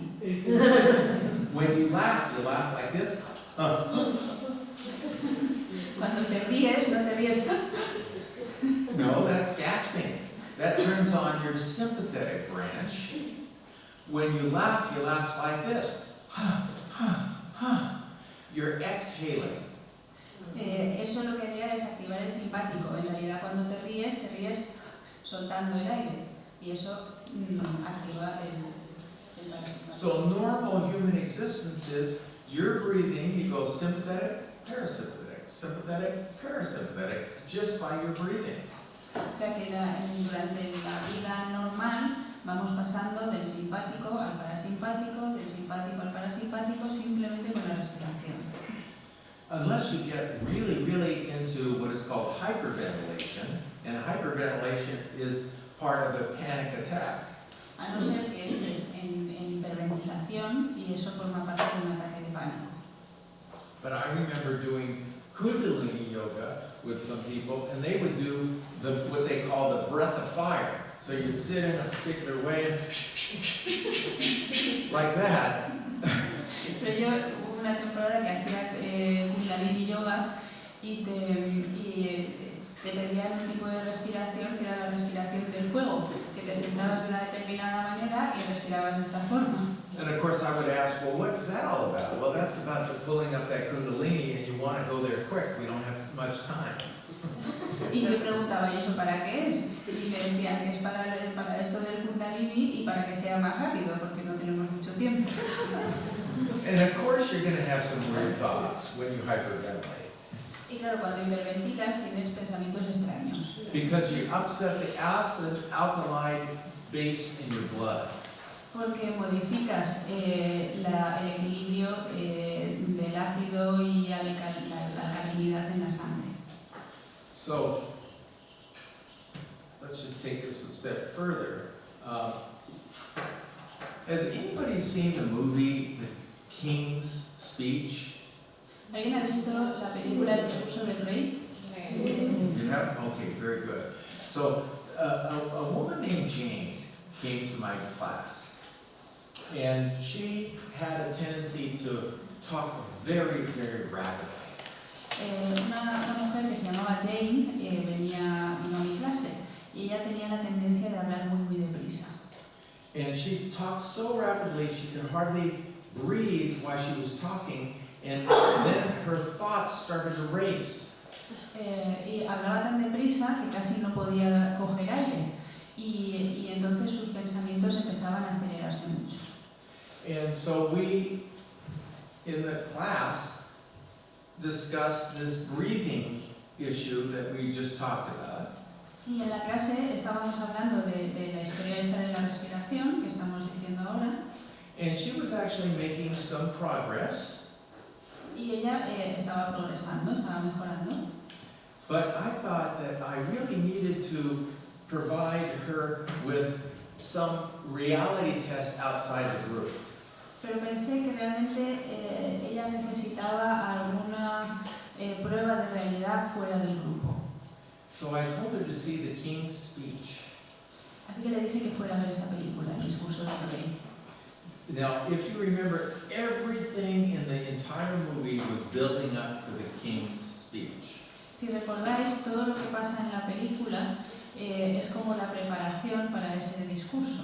And one of the problems with people with generalized anxiety disorder is that they feel like everybody sees them as not perfect. Uno de los problemas que tienen las personas con ansiedad generalizada es que consideran que todo el mundo se da cuenta y considera que ellos no son perfectos. And so seeing the king's speech, this guy's building up, the whole world is going to listen to this guy on the radio.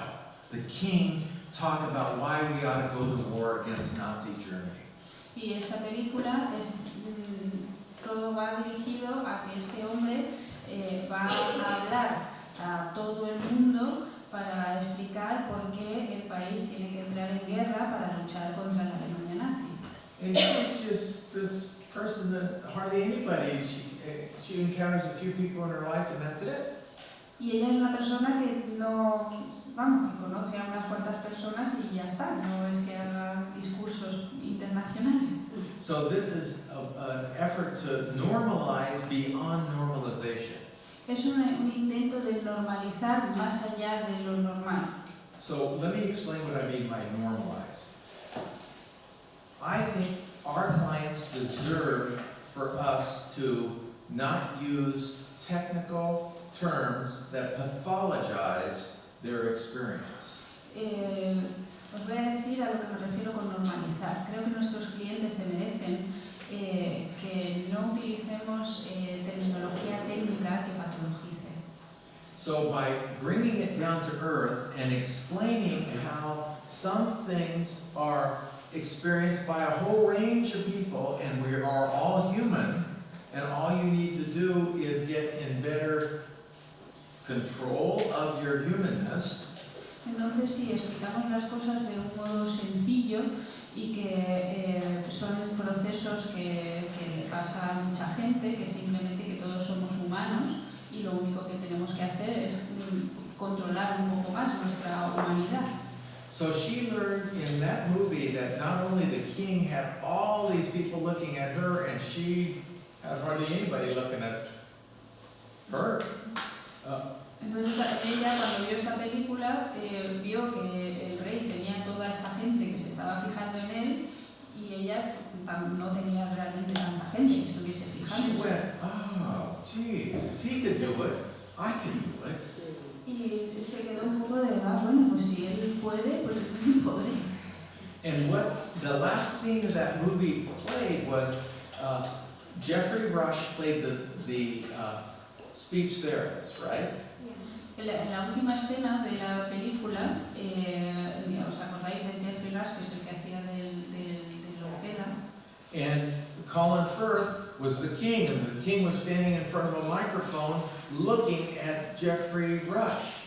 Y Colin Firth, que hacía del rey, estaba delante del micrófono mirando a su terapeuta. And what Jeffrey Rush was doing was conducting the second movement of Beethoven's Seventh Symphony.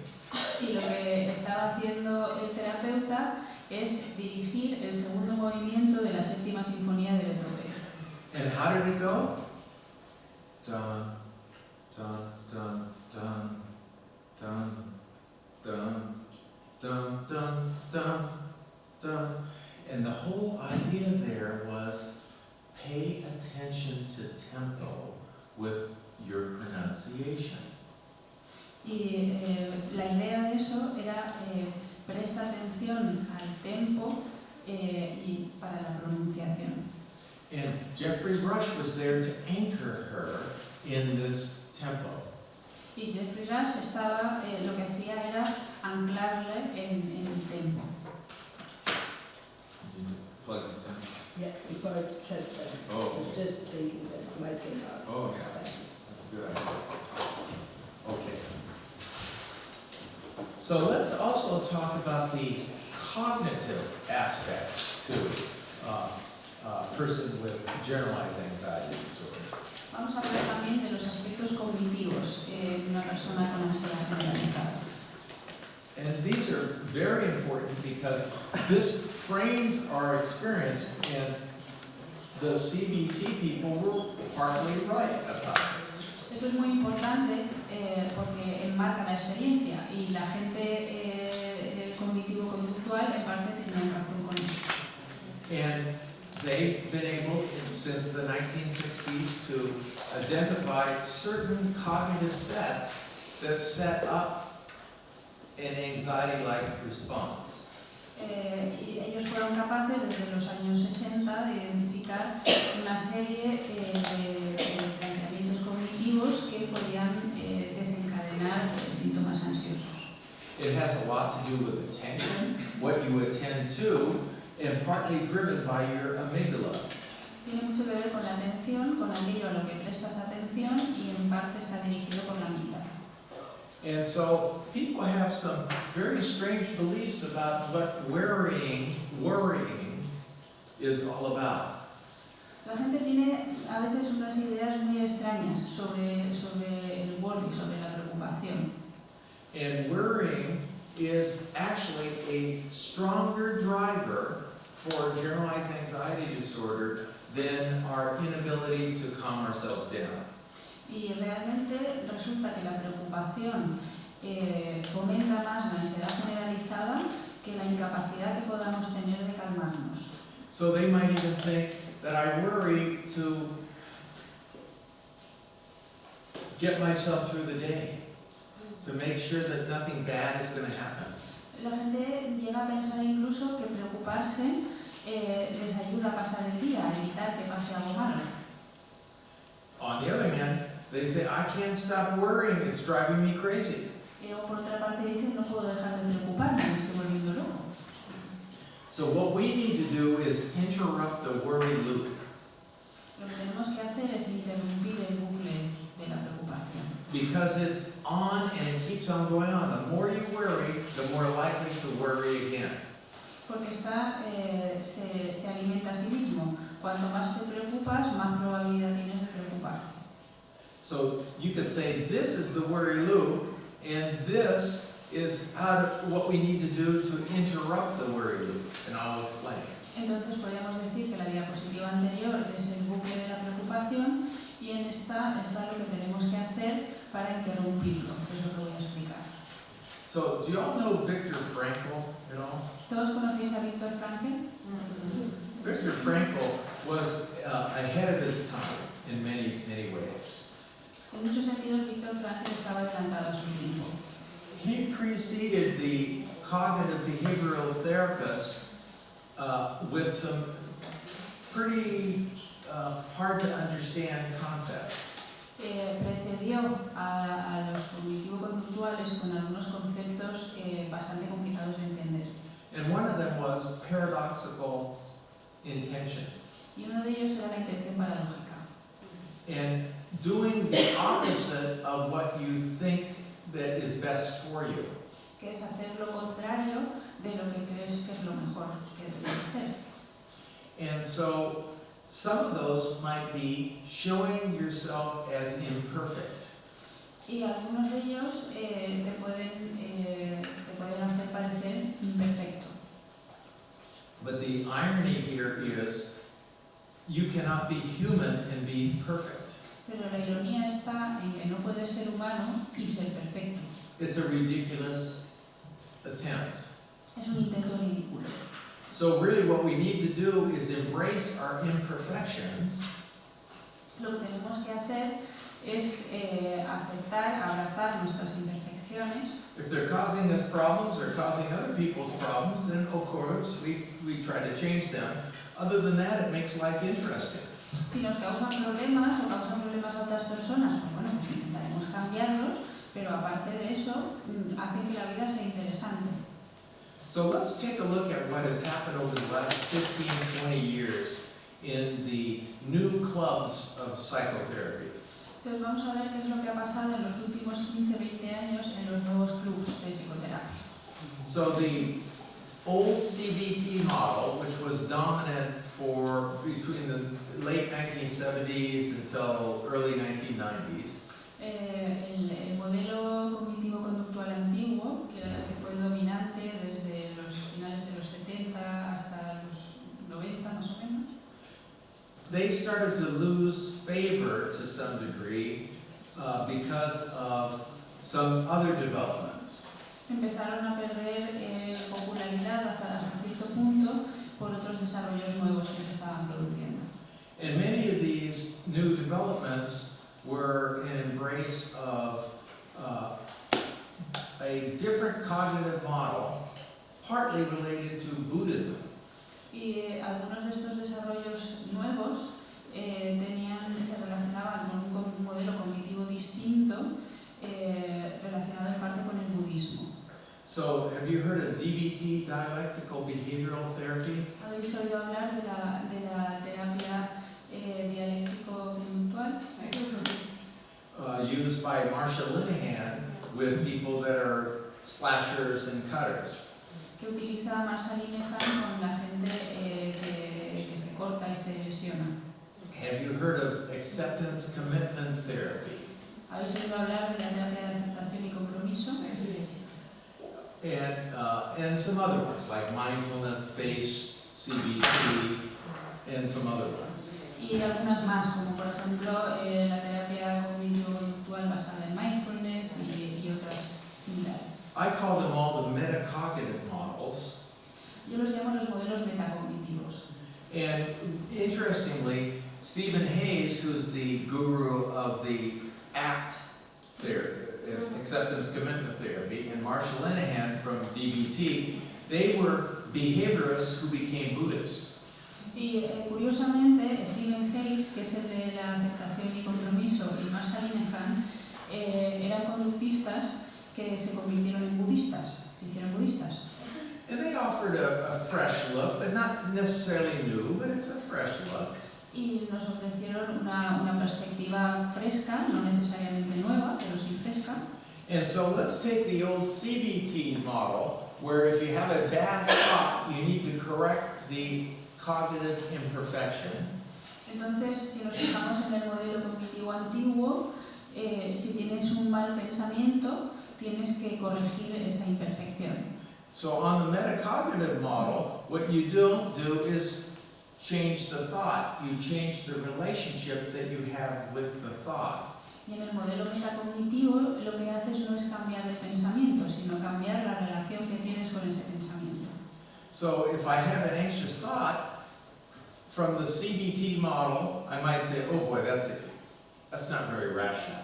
I really should be thinking this way. Si tengo un pensamiento ansioso, en el modelo cognitivo clásico, lo que diría es, bueno, este pensamiento no es nada racional, lo que debería estar pensando es esto. On the metacognitive model, we would say, wow, here's an anxious thought. En el modelo metacognitivo lo que diríamos, anda, mira, un pensamiento ansioso. And that is changing your relationship to the thought so that you can see the thought independent of yourself. Y eso lo que hace es cambiar tu relación con ese pensamiento, de forma que puedes ver al pensamiento como algo independiente de ti mismo. Now, you remember earlier I was saying that what we need to do for people with anxiety disorders is speed up their slow track and slow down their fast track. Si recordáis, lo que hemos dicho antes es que para las personas con trastornos de ansiedad lo que tenemos que hacer es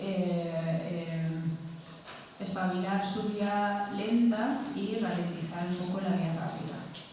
And what we're talking about now is a part of neuroplasticity that shifts.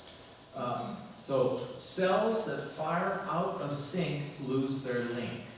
Ahora a lo que nos vamos a referir es a una parte de la neuroplasticidad en la que las células que se disparan de una forma no sincronizada pierden la conexión entre ellas.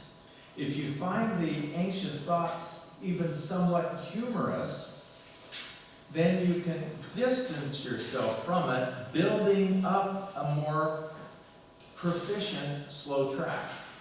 Si puedes incluso ver ese pensamiento ansioso con un cierto humor, te estás distanciando de él y lo que estás haciendo es construir una vía lenta más eficaz.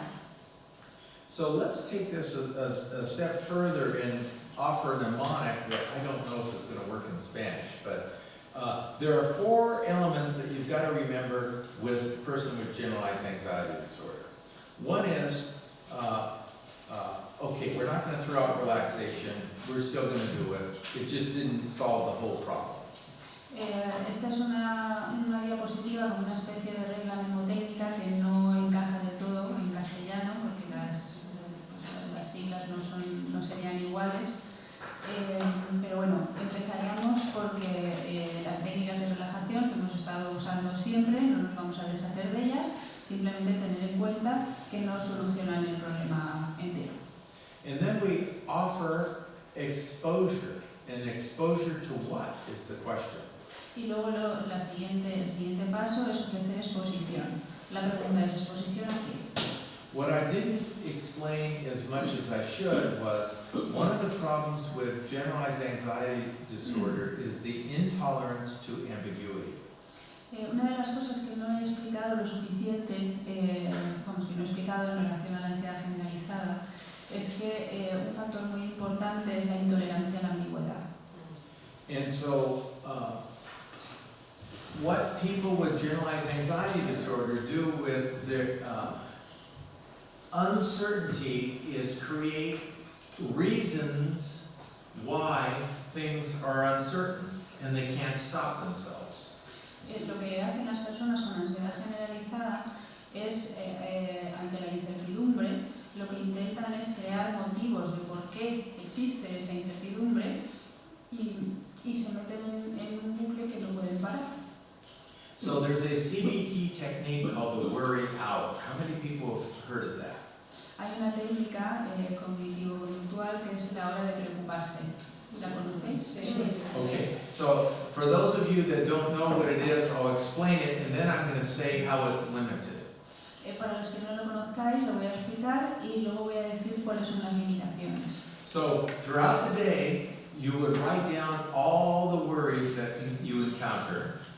Lo que haces es que durante el día vas apuntando todas las preocupaciones que te vengan.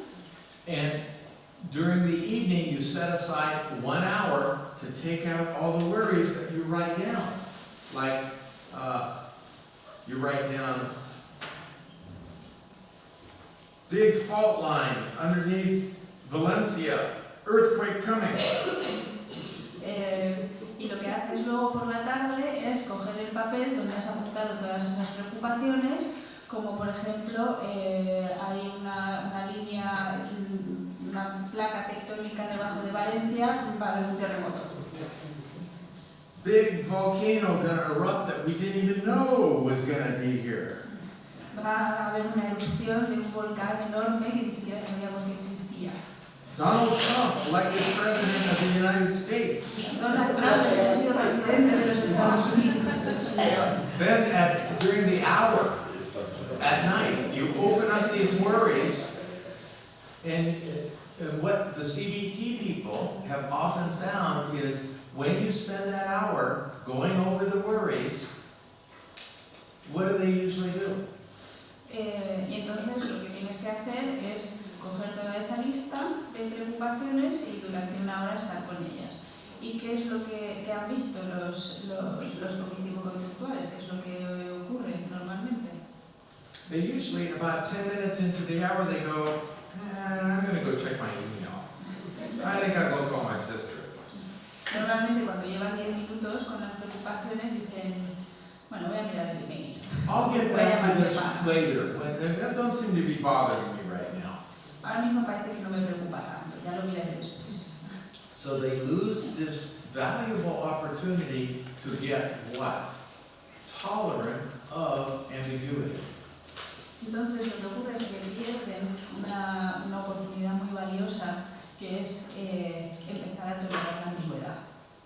So maybe a little later I'll show you the still face paradigm with children under 18 months of age. Quizá un poco más tarde os voy a enseñar el paradigma de la de la cara inexpresiva con niños menores de under 18 months. menores de 18 meses. When a child at 18 months or younger looks at a face that doesn't have either a happy face or a frown and just neutral, they get upset. Lo que ocurre es que cuando un bebé de 18 meses o menor mira una cara que no tiene una expresión alegre, una sonrisa o un ceño fruncido, simplemente es neutra y está quieta, se altera, se angustia. Because the part of the brain that deals with ambiguity has yet to develop the capacity to tolerate it. That's the prefrontal cortex. Porque la parte del cerebro que maneja la ambigüedad todavía no está lo suficientemente desarrollada como para poder tolerarla, que es el córtex prefrontal. And the amygdala does not like ambiguity. It's either yes or no. Y a la amígdala no le gusta la ambigüedad, o es sí o es no. So that's why with the baby we're always going, oh, this is great, you picked up my glasses. Oh, that's so good. And we're always with a high voice, and we're always trying to create more emotion and the laughing and all that. They do not like ambiguity. Por eso con los bebés siempre somos muy expresivos, utilizamos un tono de voz más alto, porque no les gusta, no soportan la ambigüedad.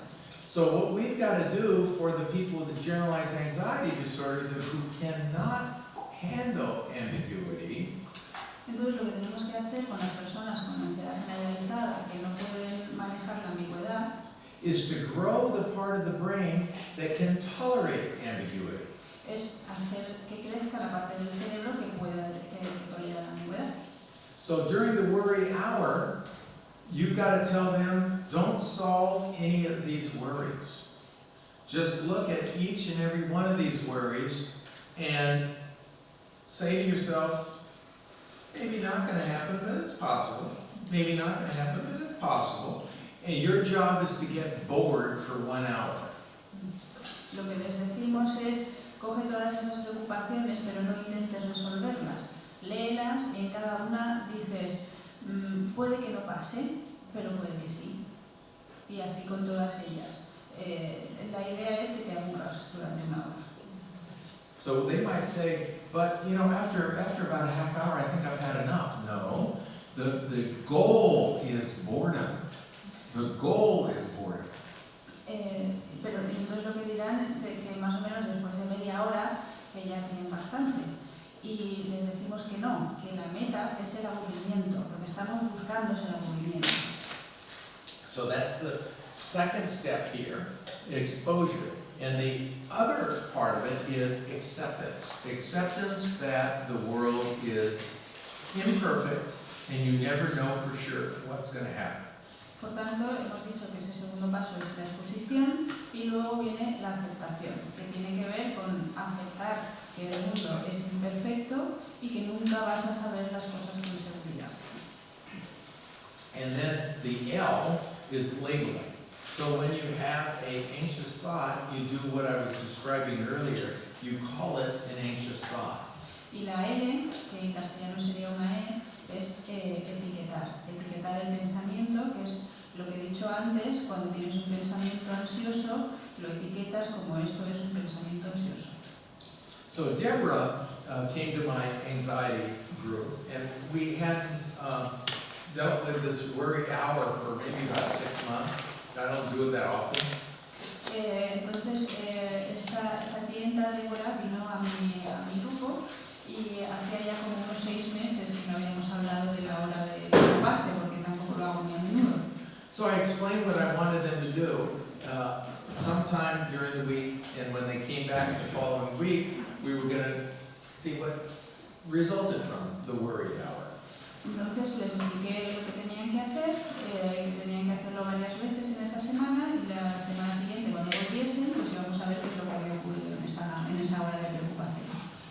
And only 2 people who were there the previous week showed up. A whole bunch of other people that I hadn't seen before showed up. Y en esa siguiente sesión solamente 2 personas de las que habían estado en la anterior vinieron. Vino más gente que era nueva, pero los de la sesión anterior guy Dan, who I was on his therapy circuit, who would always hit my group as part of his recovery program, and he said, "John, I almost didn't come because I thought you would be mad at me because I didn't do it." Uno de ellos era un tipo que se llamaba Dan, que bueno, que mi grupo siempre acababa viniendo porque era parte de su programa de recuperación, y me dijo: "John, estaba a punto de no venir porque pensaba que te ibas a enfadar porque no lo he hecho." Deborah said pretty much the same thing, but she said, I was about ready to, do it that night, but here's what I did. Throughout the day, I took out the pad when I had a worry, and I was about ready to write down the worry, and I said, "Are you kidding me? Yeah, that's worthy of writing down." Y Débora me dijo una cosa parecida y me contó que estaba ahí con su libreta, y cuando le venía una preocupación y la iba a apuntar, pensaba: "Pero esto no vale la pena ni apuntarlo." And then she did another one. Oh, no, I'm not even going to write that down either. That's ridiculous. Y cuando quería apuntar otra, le pasaba lo mismo. Es que es ridículo, es que no lo voy a apuntar. So she said she did that throughout the week. And she said, I didn't have enough things to open up for my worry hour. Y eso lo estuvo haciendo durante toda la semana, y me dijo: "Es que no tenía suficientes cosas apuntadas para hacer la hora de preocuparme." So I said, welcome to imperfect normality. Y entonces yo dije: "Bueno, pues bienvenidos a la normalidad imperfecta." You don't think that we all, your helpers, don't have weird things that pop into our heads from time to time? ¿Creéis que nosotros, la gente que os ayuda, no tenemos pensamientos extraños que nos vienen de vez en cuando? The big problem is if we hold on to them. El problema es cuando nos quedamos enganchados a ellos. So the idea here is, again, what we're trying to do is normalize human experience so they don't feel so overwhelmed and feel like they've got the disorder and it's incurable and you are the totally sane one. Entonces, de nuevo, lo que estamos intentando es normalizar la experiencia humana y que no sea una sensación de que ellos son los que tienen el trastorno, que es incurable, y que nosotros somos los normales y los sanos. The idea of perfect sanity is a ludicrous idea. La idea de salud, de cordura perfecta, es absurda. Here's another way of explaining normality. Have anybody here ever experienced standing in front of a very large group of people and being a loss for words? ¿Alguien de aquí, esta es otra forma de explicar la normalidad, alguien de aquí ha estado alguna vez delante de un grupo grande de gente y se ha quedado sin palabras? So my guess is everybody. I have everybody. Let's say I'm back here in this other room and somebody says, John, you got to go in and let those people know this, this, and this, and this. And I think there's only 5 people here. Me imagino que a todos nos ha pasado, a mí me ha pasado. Vamos a imaginarnos que yo estoy en otra sala y me dicen: John, tienes que venir y decirles a esta gente estas cosas. Y yo pienso que solo hay como 5 personas. And then I walk into the room and there's 500 people. Y entonces entro en la sala y hay 500. And here's what happens to my brain. I get all right frontal. I don't see individuals anymore. I see a wall of people. Y entonces lo que pasa es esto. Se activa el frontal derecho y ya no veo individuos. Lo que veo es una masa de humana. And I have been fortunate to talk to hundreds, if not thousands, of mental health practitioners. It's very rare that a person in the audience says, I've never had that happen. He dado conferencias a cientos, si no a miles, de personas que trabajan en salud mental, y es muy raro que alguien levante la mano y diga: a mí eso no me ha pasado nunca. And I tell these clients that. I say, they all have that same experience. And they say, them too? Y yo esto se lo cuento a los clientes, que a todos les ha pasado y dicen, pero ellos también, a ellos también les pasa. And by the way, just for your knowledge, why this happens is, there's an area right here that you don't see activated, it's called Broca's area. Y para que sepáis por qué ocurre esto, hay un área ahí, la que he señalado, que no está activada, que es el área de Broca. And when all the big anxiety comes, this area that is related to, it's called Broca's area, that's related to getting words out, shuts down. Y lo que ocurre es que cuando te inunda la ansiedad, este área que está relacionada con la expresión de las palabras, de poder decir palabras, se desconecta. Okay, so let us shift gears and talk about different layers of cognition, because we want to speed up the slow track. Vamos a cambiar de marcha y vamos a hablar de diferentes niveles de cognición, porque lo que queremos es acelerar la vía lenta. So there are automatic thoughts, assumptions, and core beliefs. Existen los pensamientos automáticos, las asunciones y las creencias nucleares. So if I walk into the room and see the 100 people here, my immediate thought is, oh God!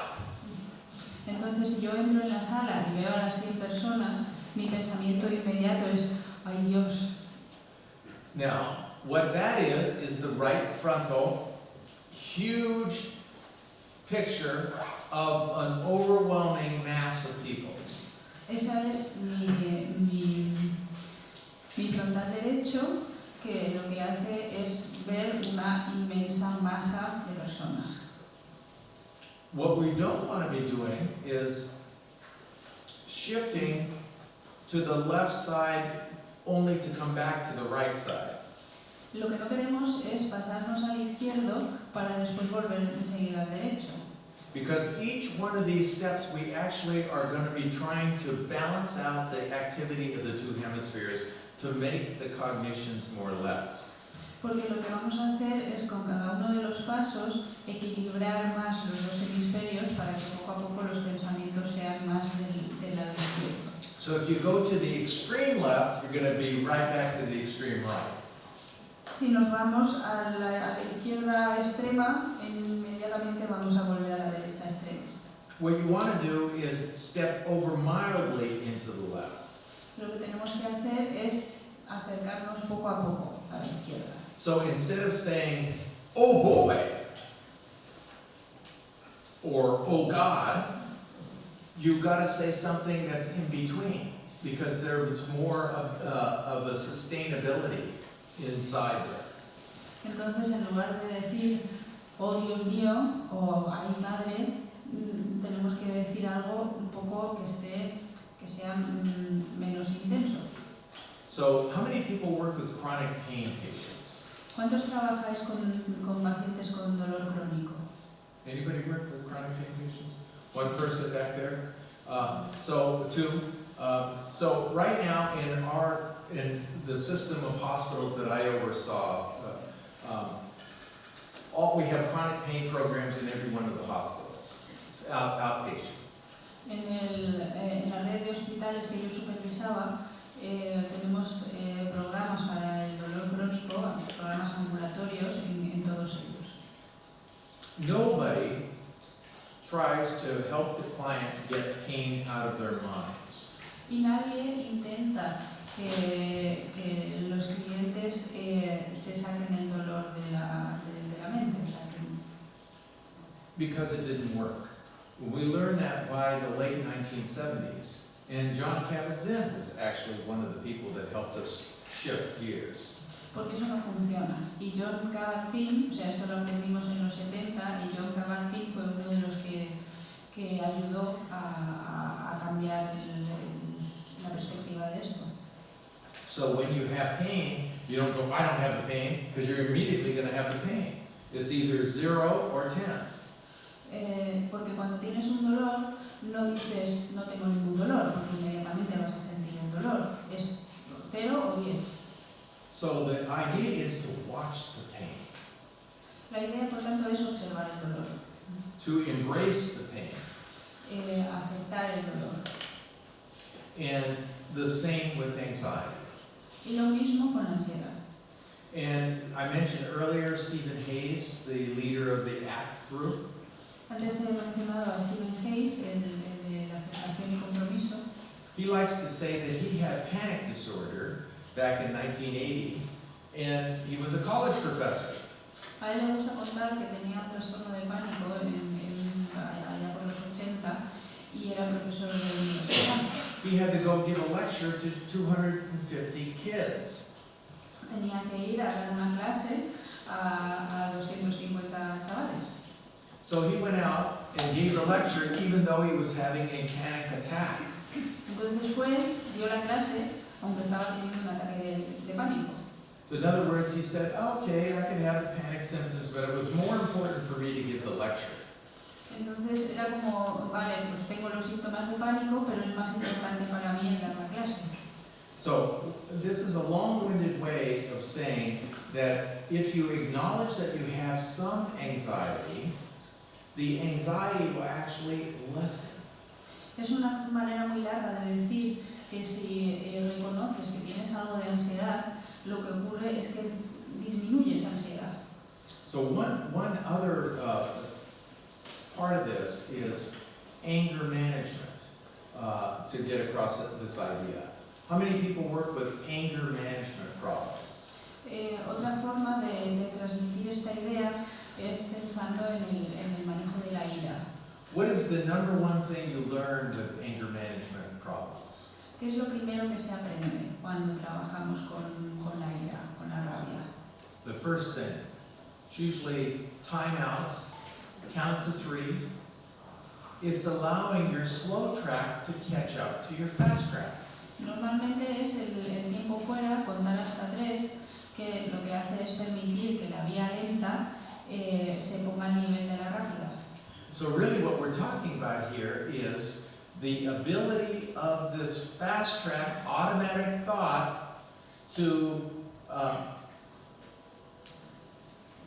catch up. You have enough time to come into the room and instead of saying, oh God, or oh boy, you say, oh, because you're surprised to see 500 people. Why would you want to deny that you're surprised? La idea es darle tiempo a la vía lenta a que pueda empezar a funcionar. Si entras en la sala, en lugar de decir, ay Dios mío, o ay madre, decir, vaya, ¿por qué vas a negar que te has sorprendido? So the assumptions are your many theories about who you are and what your experience is. Las asunciones son como las mini teorías que tenemos sobre quiénes somos y cuál es nuestra experiencia. And so I might say I'm terrible in front of people. Yo puedo decir, por ejemplo, a mí se me da fatal el hablar en público. But a more left-leaning thought would be, yeah, but I'm learning how to be better. Y un pensamiento con más tendencia al hemisferio izquierdo sería, bueno, pues no se me da muy bien, pero estoy aprendiendo a hacerlo mejor. And I can't do it without some practice, so this gives me an opportunity to practice. Y no puedo hacerlo si no practico, y esto me da una oportunidad de practicar. You don't want to say, I was terrible, but now I'm great. Tampoco es decir, se me daba fatal, pero ahora la hostia. It's a stupid idea. Porque eso es una tontería. And the core belief is an existential thought that you have about yourself. Y la creencia nuclear es un pensamiento existencial que tienes acerca de ti mismo. That could be one in which you paint yourself into a no-win situation. No-win. Que puede ser del tipo en el que te colocas a ti mismo en una situación en la que no puedes ganar. I'm a Rwanda genocide victim, or a Syrian war refugee, or a Libyan refugee, and I'm scarred for life. Yo soy una víctima del genocidio de Ruanda, o un refugiado sirio, o un refugiado del Líbano, y estoy marcado para toda la vida. But the fact of the matter is, they're really a survivor of something that is terrible that's happened. A lot of people didn't survive. Pero la realidad es que esa persona es un superviviente de esas cosas horribles que han pasado. Pues muchas otras personas no han sobrevivido. What is it about them that helped them survive? ¿Qué es lo que tienen que les ha ayudado a sobrevivir? That's what you really got to work on. So in other words, what we're talking about is leaning more to the left prefrontal cortex, away from the big overstatements of the right prefrontal cortex. Lo que tenemos que trabajar es con aquello que tienen estas personas que les han hecho poder sobrevivir. En otras palabras, tender más hacia el córtex prefrontal izquierdo en lugar de a la perspectiva masiva que tiene el derecho. And it's got to be less global and passive and more detail and action. Entonces tiene que ser algo menos global y menos pasivo, y más bien algo más detallado y más activo. What does the top of this slide say?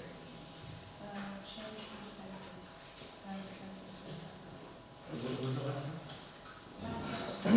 Oh, okay. So, not that we don't want to give up the great talents of the right prefrontal cortex. No es que queramos pasar de los grandes talentos que tiene el córtex prefrontal derecho.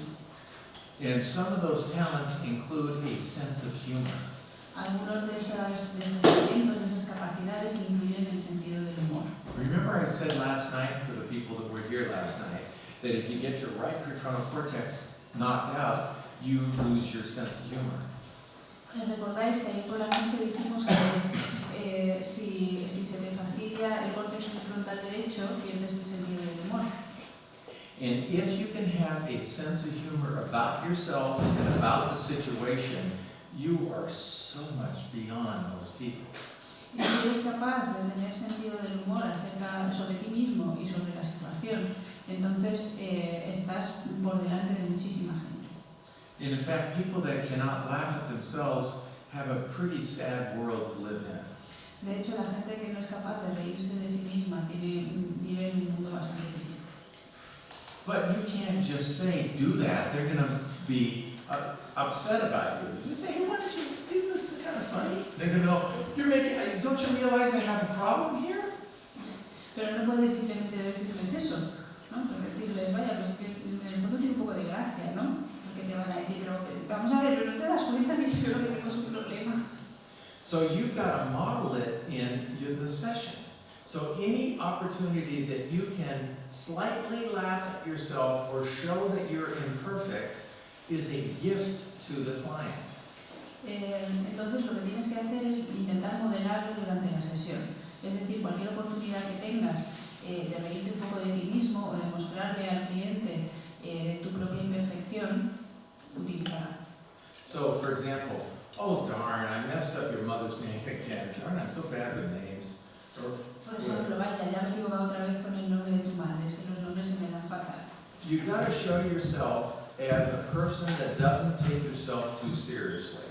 Te tienes que presentar, te tienes que mostrar como una persona que no se toma demasiado en serio a sí mismo. If they think that you're the perfect one, they're going to be feeling like the imperfect one. Si piensan que tú eres el perfecto, ellos se van a sentir como el imperfecto.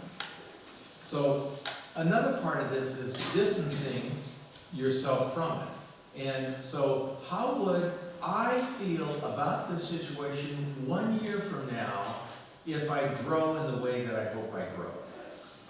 Otra posibilidad es distanciarte de la situación que estás viviendo. Por ejemplo, ¿cómo me sentiría yo acerca de esto que está pasando un año después, si consigo el crecimiento que espero?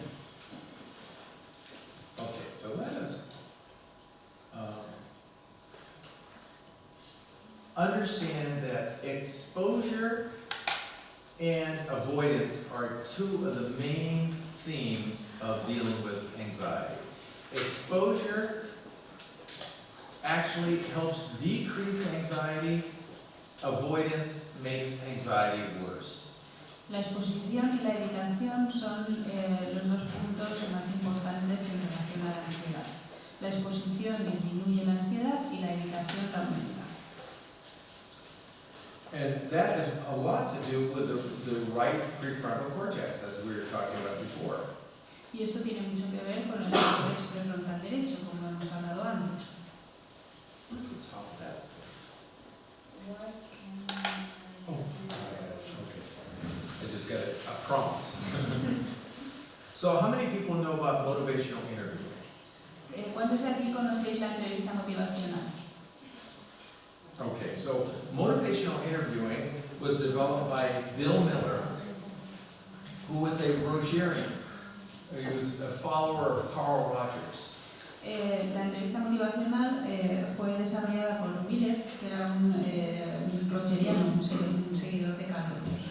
And so instead of telling a person not to think this way or that way, or as with alcoholism, you don't want to say stop drinking, it's bad for you. O sea que en lugar de decirle a una persona piensa esto o piensa lo otro, o con alcoholismo, por ejemplo, decirle deja de beber porque es malo, You roll with the change, you develop some ability of the person coming to an understanding about what the situation is for them. lo que haces es como acompañar el cambio, ayudar a la persona a que tenga una cierta comprensión de cuál es la situación que está viviendo. So when you came into the room a few minutes ago and you immediately left, how did you feel? O sea que cuando entraste en la sala hace unos minutos y te fuiste inmediatamente, ¿cómo te sentiste? And they say, oh, better for about 15 seconds. Pues me sentí mejor durante unos 15 segundos. You don't want to say, and then you felt worse, right? Entonces no decimos, y después te encontraste peor, ¿no? What you do say is, oh, really, 15 seconds? Well, how did you feel after that? Lo que dices es, 15 segundos, y después. And then they say, oh, I felt humiliated. I felt like they were all talking about me. Entonces te dirán, pues me sentí humillado, como si todos estuvieran hablando de mí. So you see what I'm talking about here? You're actually addressing their avoidance without telling them to stop avoiding. O sea que os dais cuenta, lo que estamos haciendo es centrarnos en su evitación sin decir deja de evitar. But if you do bring up a reasoning, it's better to bring up the reasoning around the right and left prefrontal cortex, because avoidance is right prefrontal cortex, stepping into it is left prefrontal cortex. Pero si damos algún tipo de explicación, que sea una explicación que hable de los dos hemisferios, porque la evitación tiene que ver con el córtex prefrontal derecho y exponerse, meterse con el izquierdo. So for all types of anxiety disorders, the CBT people were right. Exposure is the only way out. Entonces, con todos los trastornos de ansiedad, la gente cognitivo-conductual tenía razón. La exposición es la única manera de salir.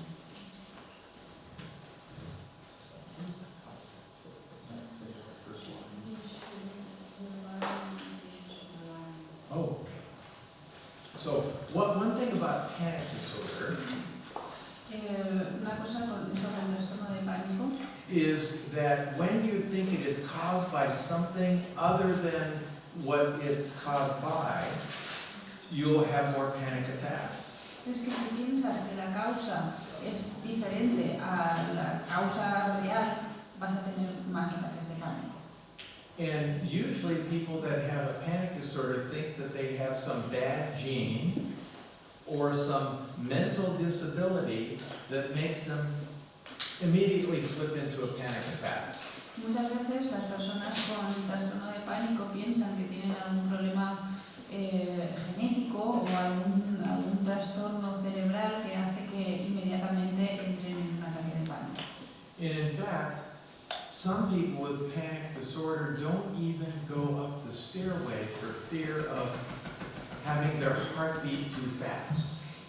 Y hasta el punto que algunas personas con trastorno de pánico evitan subir las escaleras para que no se les acelere el corazón.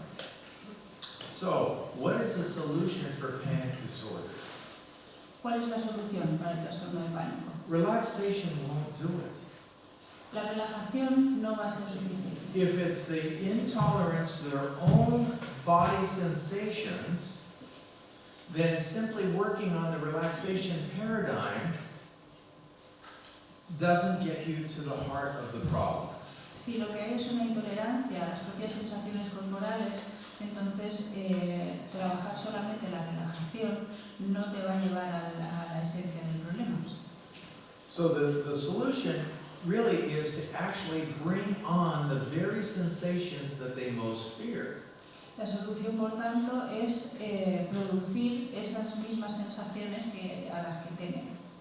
And when I first heard about this, back in the late 1970s, early 1980s, I didn't like it. Y la primera vez que oí hablar de esto, a finales de los 70, principios de los 80, no me gustó. Because I was into Ericksonian hypnotherapy and some other stuff, and I didn't like the behaviorists. I thought they were boring. Yo estaba con hipnosis ericksoniana y otras cosas y no me gustaban los conductistas, me parecían aburridos. But the behaviorists were actually right, and I was wrong. Pero tenían razón y yo estaba equivocado. So the evidence-based practice for panic disorder is called interoceptive exposure. Entonces, la práctica basada en la evidencia para el trastorno de pánico es la exposición interoceptiva. If you're covering it up with medications, you prolong the anxiety. Si lo tapas con medicación, lo que haces es prolongar la ansiedad. Are the benzodiazepines used here very often? ¿Se usan benzodiazepinas aquí? Garbage. Es un They basura. should be just taken out of our system. They cause anxiety. Son They cover it basura. up very quickly, but now you get worse. Son basura. Deberían directamente quitarlas del sistema, porque causan ansiedad. La tapan en un principio, pero a la larga hacen que empeore. And so what we don't want to do is cover up the symptoms of anxiety, because then the person can never acclimate to those body sensations. Y lo que no vamos a hacer es tapar las sensaciones de ansiedad, porque así la persona nunca se va a poder acostumbrar a esas sensaciones corporales. So when anybody ever came to my class, anxiety class, that was on a benzo, I worked with the prescriber to take them off. Si alguna persona venía a mi clase de ansiedad y estaba con benzos, lo que hacía yo es trabajar con la persona que los había prescrito para quitarlas. They didn't want to have the person on the benzo either. The patient, the client, insisted.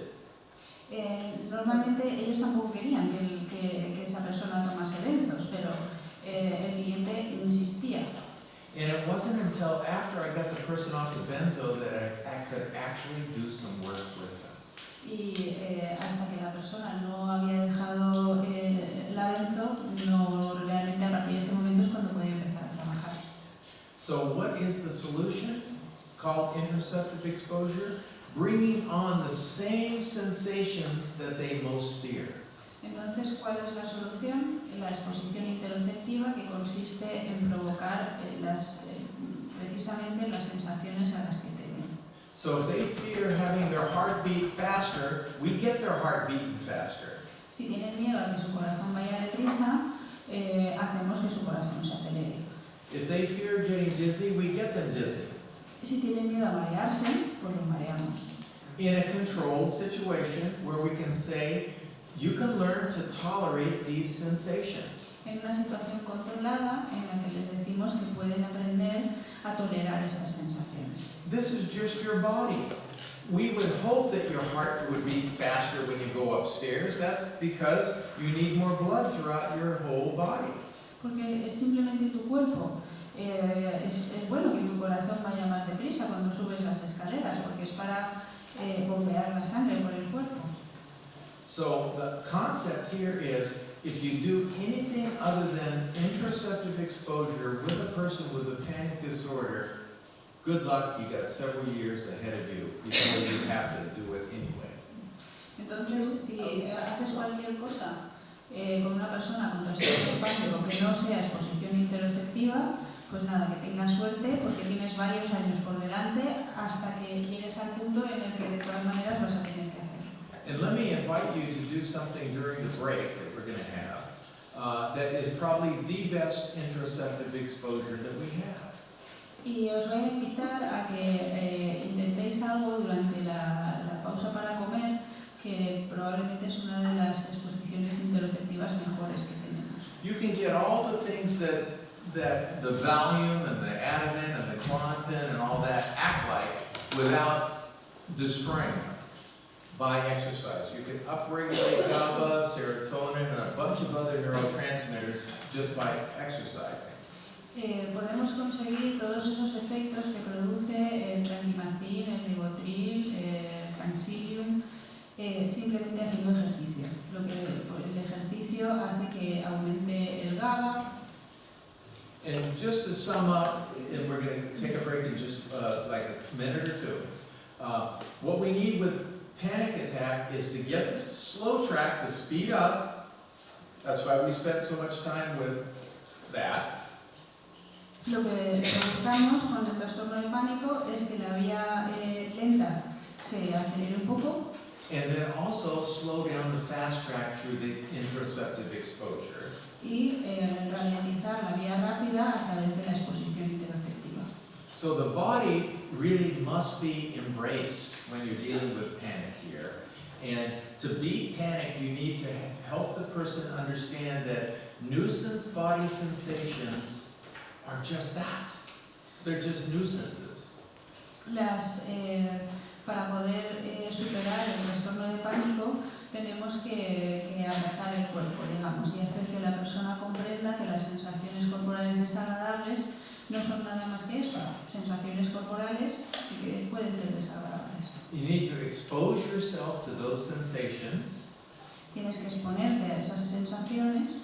Slow down the fast track and speed up the slow track. Ralentizar la vía rápida y acelerar la vía lenta. And then also have a understanding as to what you're doing, because your thinking has a lot to do with your experiencing. Y al mismo tiempo comprender lo que estás haciendo, porque lo que piensas tiene mucho que ver con aquello que experimentas. Has anybody heard of cognitive bias theory? ¿Alguien ha oído hablar de la teoría del sesgo cognitivo? It's the most popular in the UK right now. And basically it's the same stuff we were just talking about. It's cognitive theory. The way you frame your existence has a major effect on your experience. Es la teoría ahora mismo más popular en el Reino Unido y tiene que ver con lo que estábamos hablando ahora todo el tiempo. La forma en la que enmarcas tu experiencia modifica la experiencia, tiene que ver con cómo la experimentas. So when we come back, we'll talk about trauma, OCD, and depression. A la vuelta vamos a hablar del trauma, del TOC y de la depresión. And what time, Annette? Are we going? 4 o'clock. 4 o'clock we're coming back. A las 4 volvemos. Yes, there's a hand back there. Puedo hacer 2 preguntas.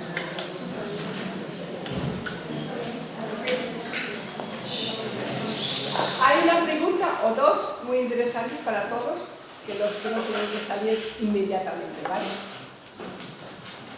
Primero una para poder traducir y después hago la siguiente.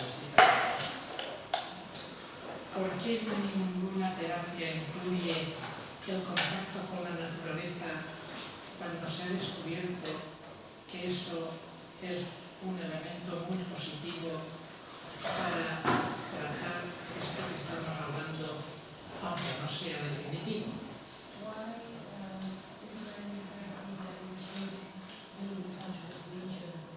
Oh, absolutely. Oh, absolutely. But what if you live in a city? So, do I feel that being in touch with nature is important? Absolutely. Yo estoy absolutamente de acuerdo que estar en contacto con la naturaleza es muy importante. I was showing Annette pictures of where I live. I used to live in a city. I'm not an urban person. It's just too many things. You know, I love to go to cities. I just love to go to cities. But you gotta go to parks if you live in a city.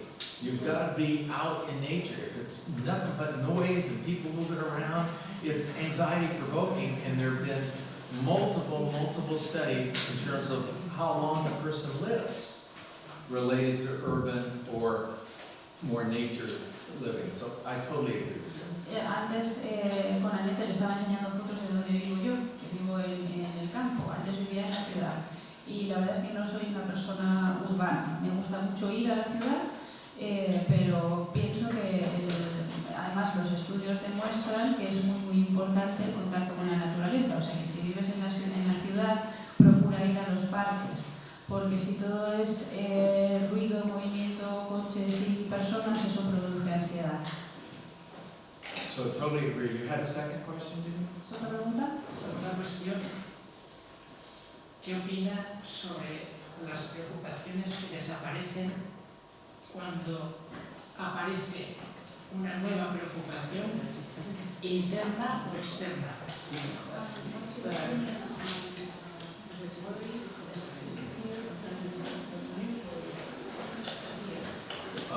So think of this. When you wake up in the middle of the night and you start worrying about something, 2 hours later you're still up. They all relate to not the same worry. Worries create another worry, so it's not worries, it's worrying. That's the problem.